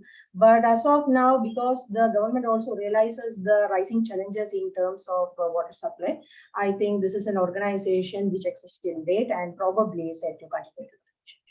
Because right now, we even though we have achieved 100% FHTC, we also require continuous maintenance. Speaking of operators, we do hold training at ITIs of the state.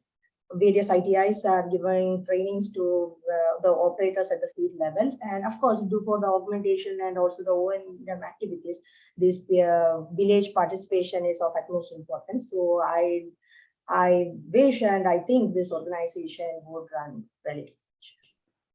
Thank you. I think that's something very important for probably all other states also in terms of implementing the JJM. I have a question for Masuja. I was just wondering, you have a lot of experience with respect to implementing several social development programs as a part of UNICEF. So what do you think are some key aspects one needs to take into account while trying to bring in community participation? I'm sure, in many of your programs, community participation is important. So what are some key aspects that you have observed which will help in bringing much more, intensive participation from communities? Yeah. So thank you for that question. And I think that is very relevant in the kind of discussion which we are having. And I would also kind of contextualize it to what is being done in JJM with respect to community participation. So as community participation is key to success of any development program, and JJM being one, and we have seen that earlier there were many such programs, and notably, as I told earlier, Swachh Bharat Mission, which was kind of claimed as biggest behavior change communication program on sanitation. So in community participation, it is primarily how do we engage and bring together community and kind of work together and take them as partners. And to do that, we all know about the famous socio-ecological model, which we use, and also like different kind of PRA exercises, which we do. So in JJM, while UNICEF was also kind of a partner when the guidelines were being developed, we envisaged that, and we thought that it will be useful to have an important component of similar kind of exercises in the JJM planning itself. And that is how Village Action Plan was introduced. And in that Village Action Plan, because it was being contextualized to water, so it is specifically for water. So water budgeting was there, where people were kind of envisaged that they will be preparing their own water budgets, because people in village, they know about water supply better than anybody else. So with these tools acting as facilitative tool, people themselves kind of using these tools to structure their discussions, and using these tools, they are developing, and while they are preparing village action plans, developing the village water budgets. This doesn't kind of takes us not only just to kind of assess that, okay, how much water is needed and how do we provide that water, but also making them appreciate the value of water, and water security and water safety then comes out of it. And I think that is how I am again contextualizing it to JJM, that it is not about just community participation for any development program. It is for water supply, which is the need every day, day out, day in, day out. So I think that is somewhere needs to be kept at the fulcrum, and then all the discussions, and then bringing in partners. Whether when I talked about socio-ecological model, we always talk about primary influencer, secondary influencer, tertiary influencer. So here also we had school, we had gram panchayat, we have school teachers, school children, Anganwadi worker, ANM, ASHA at village level. And similarly, when we go above that, then BDO, block development officer, block level health people, PHC, CHC, all those kind of primary health center and community health center functionaries also. So all those kind of different people are there who were then taken into this in this role of implementation through block water sanitation committees or district water sanitation committees, and also state water sanitation committees, in which different partners and partner organization, whether it is departments or other organizations, are part of that, so that they also think about their role, how they can support this and make it a behavior change kind of program, a kind of program where health also talks about it and tells how investment in this can contribute, and ownership in this JJM program can contribute to reduction in morbidity, mortality, or increase in saving, if we talk about effective productive time or employment opportunities, so time for employment, those kind of things. So it, from that perspective, this village action plan and partnership with different partners was envisaged, and right now being done. I understand that there are few things that can be improved, but this is again, as I said, work in progress. Thank you. Thank you. I think probably that's also a point which basically highlights that, there was a question earlier with respect to incentivization. I think if people come to know about the value of water security, water quality, there is no greater incentive than I think getting good quality water reliably, I guess. Yeah, thank you very much. Any other questions? Abhilasha has a question. Yeah. Yeah, my questions to Mr. Foray. So I think he briefly touched upon how political environment is an important part of the enabling environment, and how political commitment is required.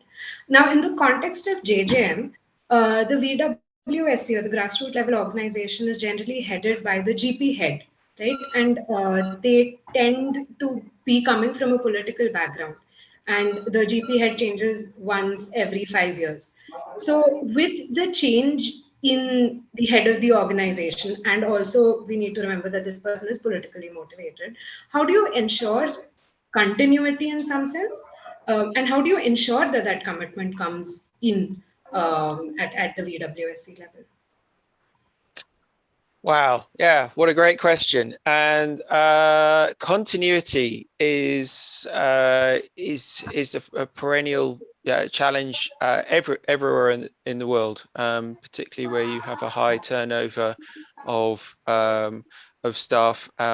In some ways, it's better in a situation like India, where you have, from my understanding, is that you've got strong political structures, and a lot of the resources that are coming to implement it are domestic. In other countries where rural water supply is an aid issue, it's even worse, because you have all the donor organizations involved, and their staff are on rotation every 2-3 years. So you have rotations within the government, you have rotations within the donors, rotations within the NGOs, and so you lose a lot of just the institutional knowledge of what the sector has been done, and so you have this risk of mistakes being repeated and lessons not being learned. So that's the importance of documentation, and having a strong kind of civil service of that you have a core cadre of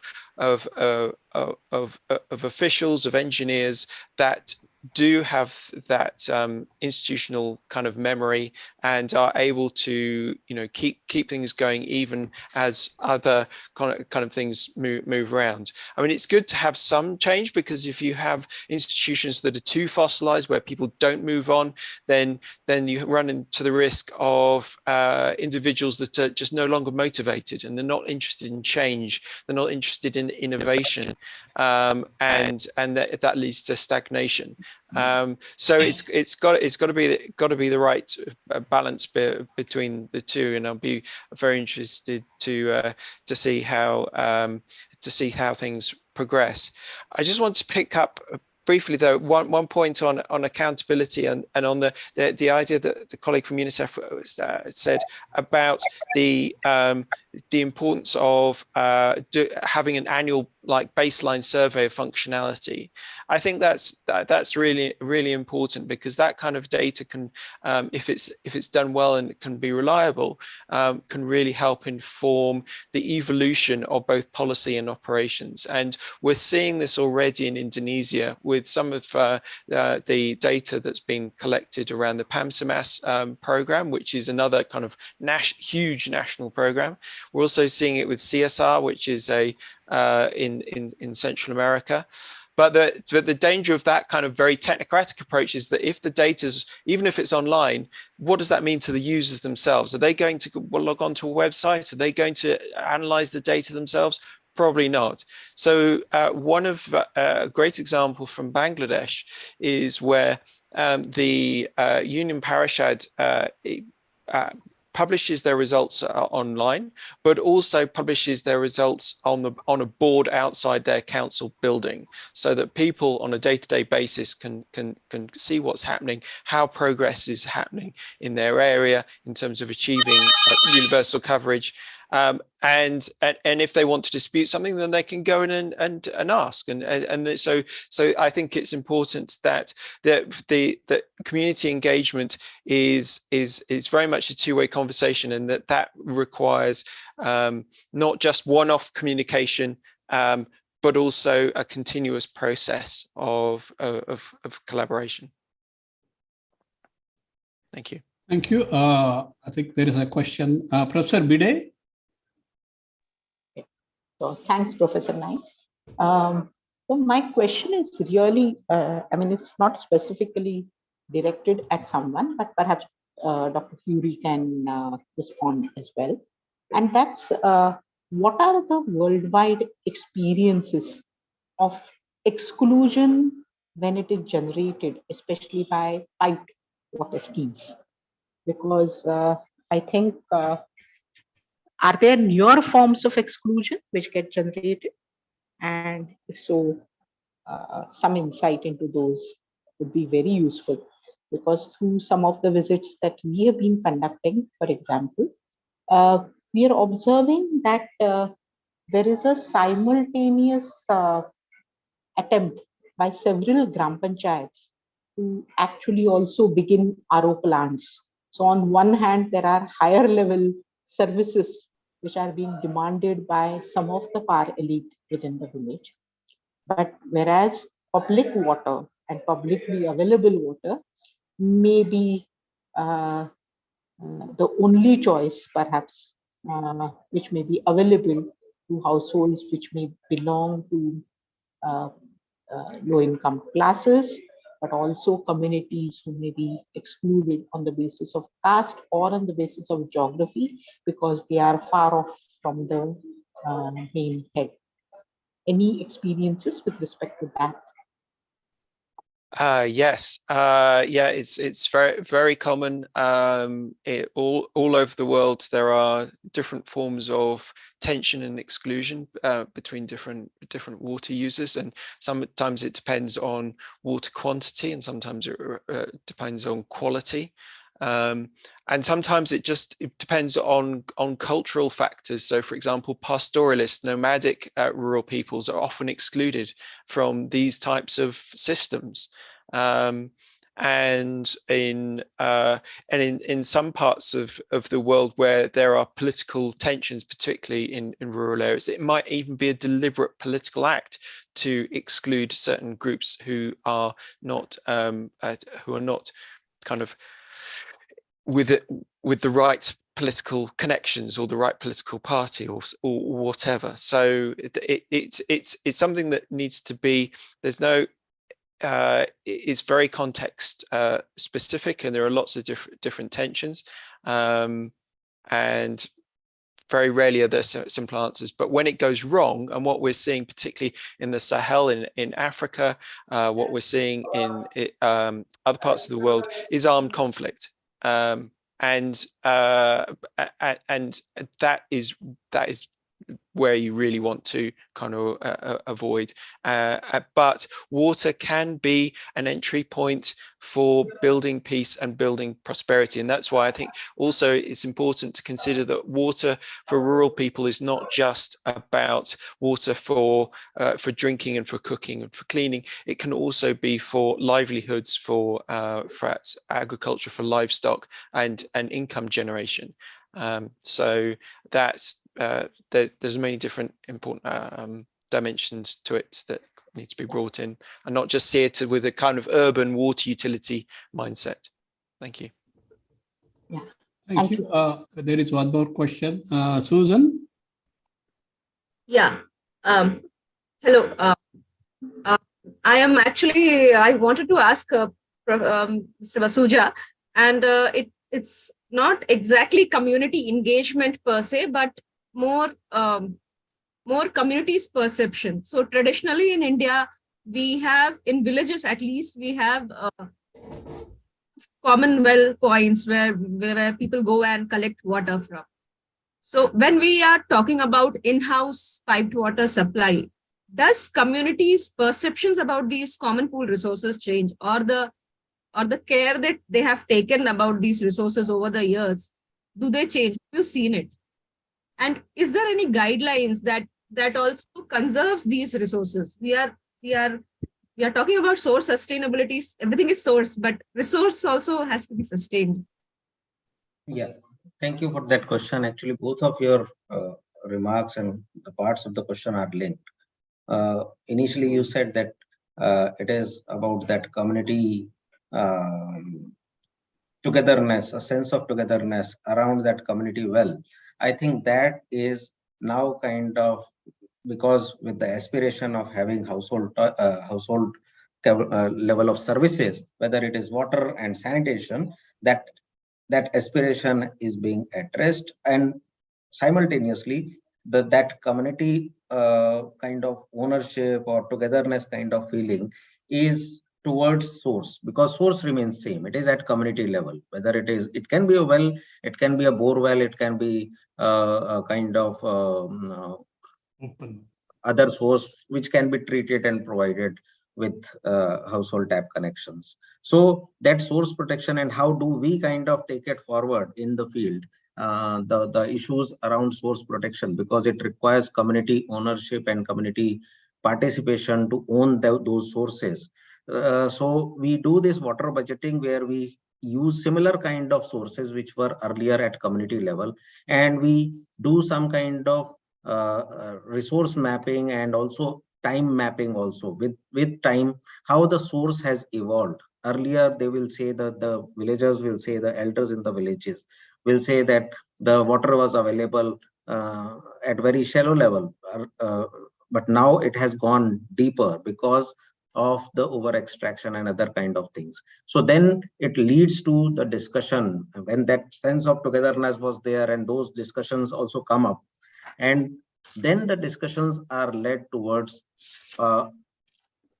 why do we need to conserve this water? If the water is going deep and deep, then in future, for our future generation, this water may not be available. So there is a sense of ownership that is also cultivated there, with discussions around why it needs to be conserved, and then water conservation and those other interventions, rainwater harvesting, source sustainability, are also discussed.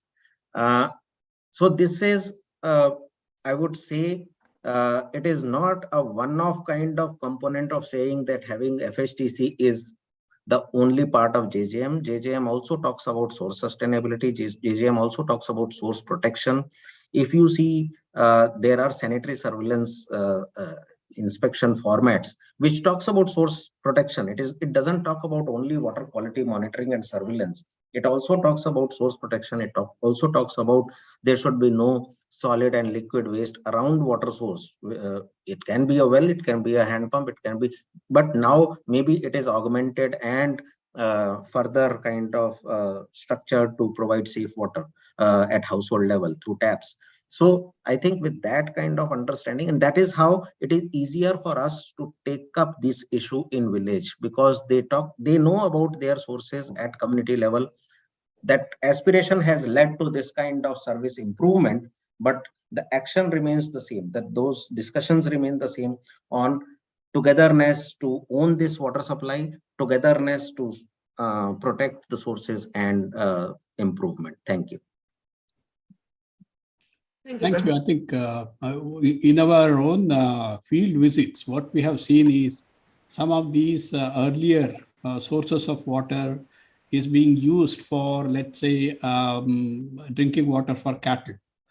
They are still used, but as a backup, as well as drinking water for animals. So that's that's something which one could make sure that the source remains as it is, and it provides a good backup.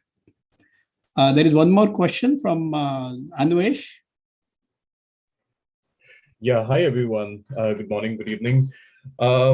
This is a great event, and I applaud everyone for all the hard work and all the ideas that have been going on. One of the things that I was thinking about is, and this is meant for anyone attending this call, India is such a diverse country. We have places that are separated by 100 kilometers that are starkly different in cultures and languages, in the way people think about certain things, be it community engagement, whether they are more welcoming or not. So is there a way, because we are thinking of such a highly scaled program, is there a way in which we are, or do you see some challenges, or is there a way in which we're taking context into consideration? Because I feel that that's such a huge, that's a big deal when it comes to, when you're scaling up programs. Thank you. Dr. Rai, would you like to take up the question?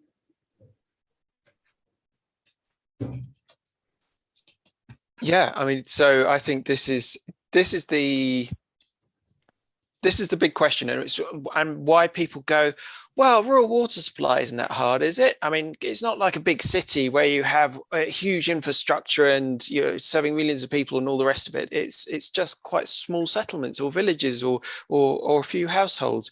How hard can that be? And the answer is very hard, because of exactly those factors that you've mentioned. And it's quite often you hear that criticisms of these larger programs by smaller NGOs saying, well, you know, if you just do this, then it'll be fine, it'll be sustainable. And it's just like, well, the problem is that yes, what you are doing in that one area is fine and sustainable, but when you take that approach and try and scale it up across a state or a country, you can't. There just aren't the resources or there often aren't the resources, and this goes back to an earlier point, to invest that level that the NGO has done in one place and to do that in every single place. You know, that's the real scaling dilemma, unless a lot of resources are thrown at it, which is maybe what's happening with the Jal Jeevan mission, which marks it out from other large programs. There was another point and I've forgotten. So yeah, I'll hand over. But it's the scaling dilemma is huge, and it's the one that when you talk to the development banks, when you talk to bilateral donors, when you talk to governments, it's the one that they're all wrestling with, on how to maintain the level of quality of implementation at scale that you get at the pilots. It comes back to the old thing of pilots never fail and rarely scale. Yeah. Thank you. Okay, there are a few questions in the chat box. One of the questions is, basically multi-village scheme versus single village scheme. The community participation dimension is very different in the context of scale of technology and infrastructure in different states. How do experts in the panel in general understand this? And what approaches would be helpful to comprehend this diversity and understand community participation? Mr. Vasuja, would you like to take it up? Yeah. Though this question, I think, is for a different kind of context, because if you see the guidelines, it is primarily both single village schemes and multi-village schemes are being mentioned. So there are villages which are identified, or areas which are identified as quality and quantity affected. So these are identified by Central Groundwater Board, which conducts a survey and then finds out which are the areas which are critical, semi-critical, exploited, over-exploited in terms of water availability, groundwater availability. So those areas which are not quality and quantity impacted, there it is recommended in the guidelines, and most of the schemes are based on single village schemes. But where there are issues around quality and quantity, it is recommended that if water is not available, or it is not perennial or not sustainable, the source is not sustainable, then maybe water from adjoining areas or surface water, depending on the context and availability, can be designed through multi-village schemes or combined village schemes. So in that context, I think states are kind of designing their schemes in a very kind of, I would say, scientifically determined manner, where another agency, CGWB, is assessing whether quantity and quality issues are there or not. And then states are also having, and this is a dynamic kind of status. There are areas which are perennially kind of every year impacted by droughts or drought prone, but there are new areas are also coming with respect to climate change. So there are issues which are kind of acting as a dynamic factor to influence this decision of single village schemes or multi-village schemes. And that is why I like the earlier kind of comment by one of the participants, that source is the key, and source is, I would say, dynamic in the current context of climate change. And we have to always think about these kind of scientifically determined strategies, that how to assess whether this particular village needs single village scheme or multi-village scheme. Having said that, from that scientific background, I would also like to complement here. Whenever we talk about single village scheme for UNICEF or for any other organization, it is much easier for us to understand and make people understand of what single village scheme is all about and what is their role. In MVS, it is always difficult to kind of explain this entire model to community because we ultimately want to talk about community ownership. So that is how in the guideline, if you see, there is always a kind of further classification for multi-village schemes at distribution level, in village distribution, and before in village distribution. So the before in village distribution is actually managed by either department or by multi-village kind of stakeholders, whereas in village distribution is being managed by villagers and VWSE or Pani Samiti by them, depending on the state context. Thank you. Thank you. I think that brings us to the close of this particular policy dialogue. I'd like to thank all the presenters as well as the panelists, Mr. Richard Franci, Pratik Kumar, Baijesh Katarkandi. We had excellent presentations from them. And of course, we had distinguished panelists, Manish Vasuja, Sean Fury, and Dr. Roy. So thank you all. I'd just like to summarize in terms of few points. I think one thing that comes very clearly is extensive awareness creation is very important at the community level on different aspects, right from water security, water quality, water testing, the use of metering, and also skill development in terms of how do you manage your finance, how do you take care of your operations and management, and so on. So these things will have to be done very intensively, because again, I think if you look at village population, the illiteracy is very much there, and therefore one has to come up with appropriate methods. Like I think in the discussion also we talked about PRA kind of exercises and so on, which would be much more easy to communicate ideas. So one has to do an extensive awareness building and skill building at the village level. Another important aspect, I think, which Mr. Atik has highlighted, measurement, metering. In fact, except for Karnataka, many other states have not paid so much of attention. But that's going to be a key issue, especially when we hand over the scheme to the village and the village water sanitation committee, because then they will see a lot of problems that arise without really measuring the amount of water being used by individual households. So that is also an important awareness building area that one has to really take into account. And of course, quality of water, quality of construction, because that can lead to a huge problem at the operations and maintenance stage. We have seen some places where the quality of construction and also materials is not so good. And I'm sure later on this will create a lot of issues.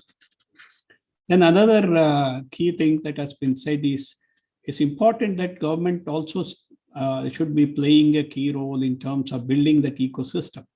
There has to be a support in terms of continuous education, awareness, training, as well as certain facilities. Of course, labs have been created and so on, but I think the interfacing the department facilities with the Gram Panchayat is something which I think needs to be created in a much more intensive way.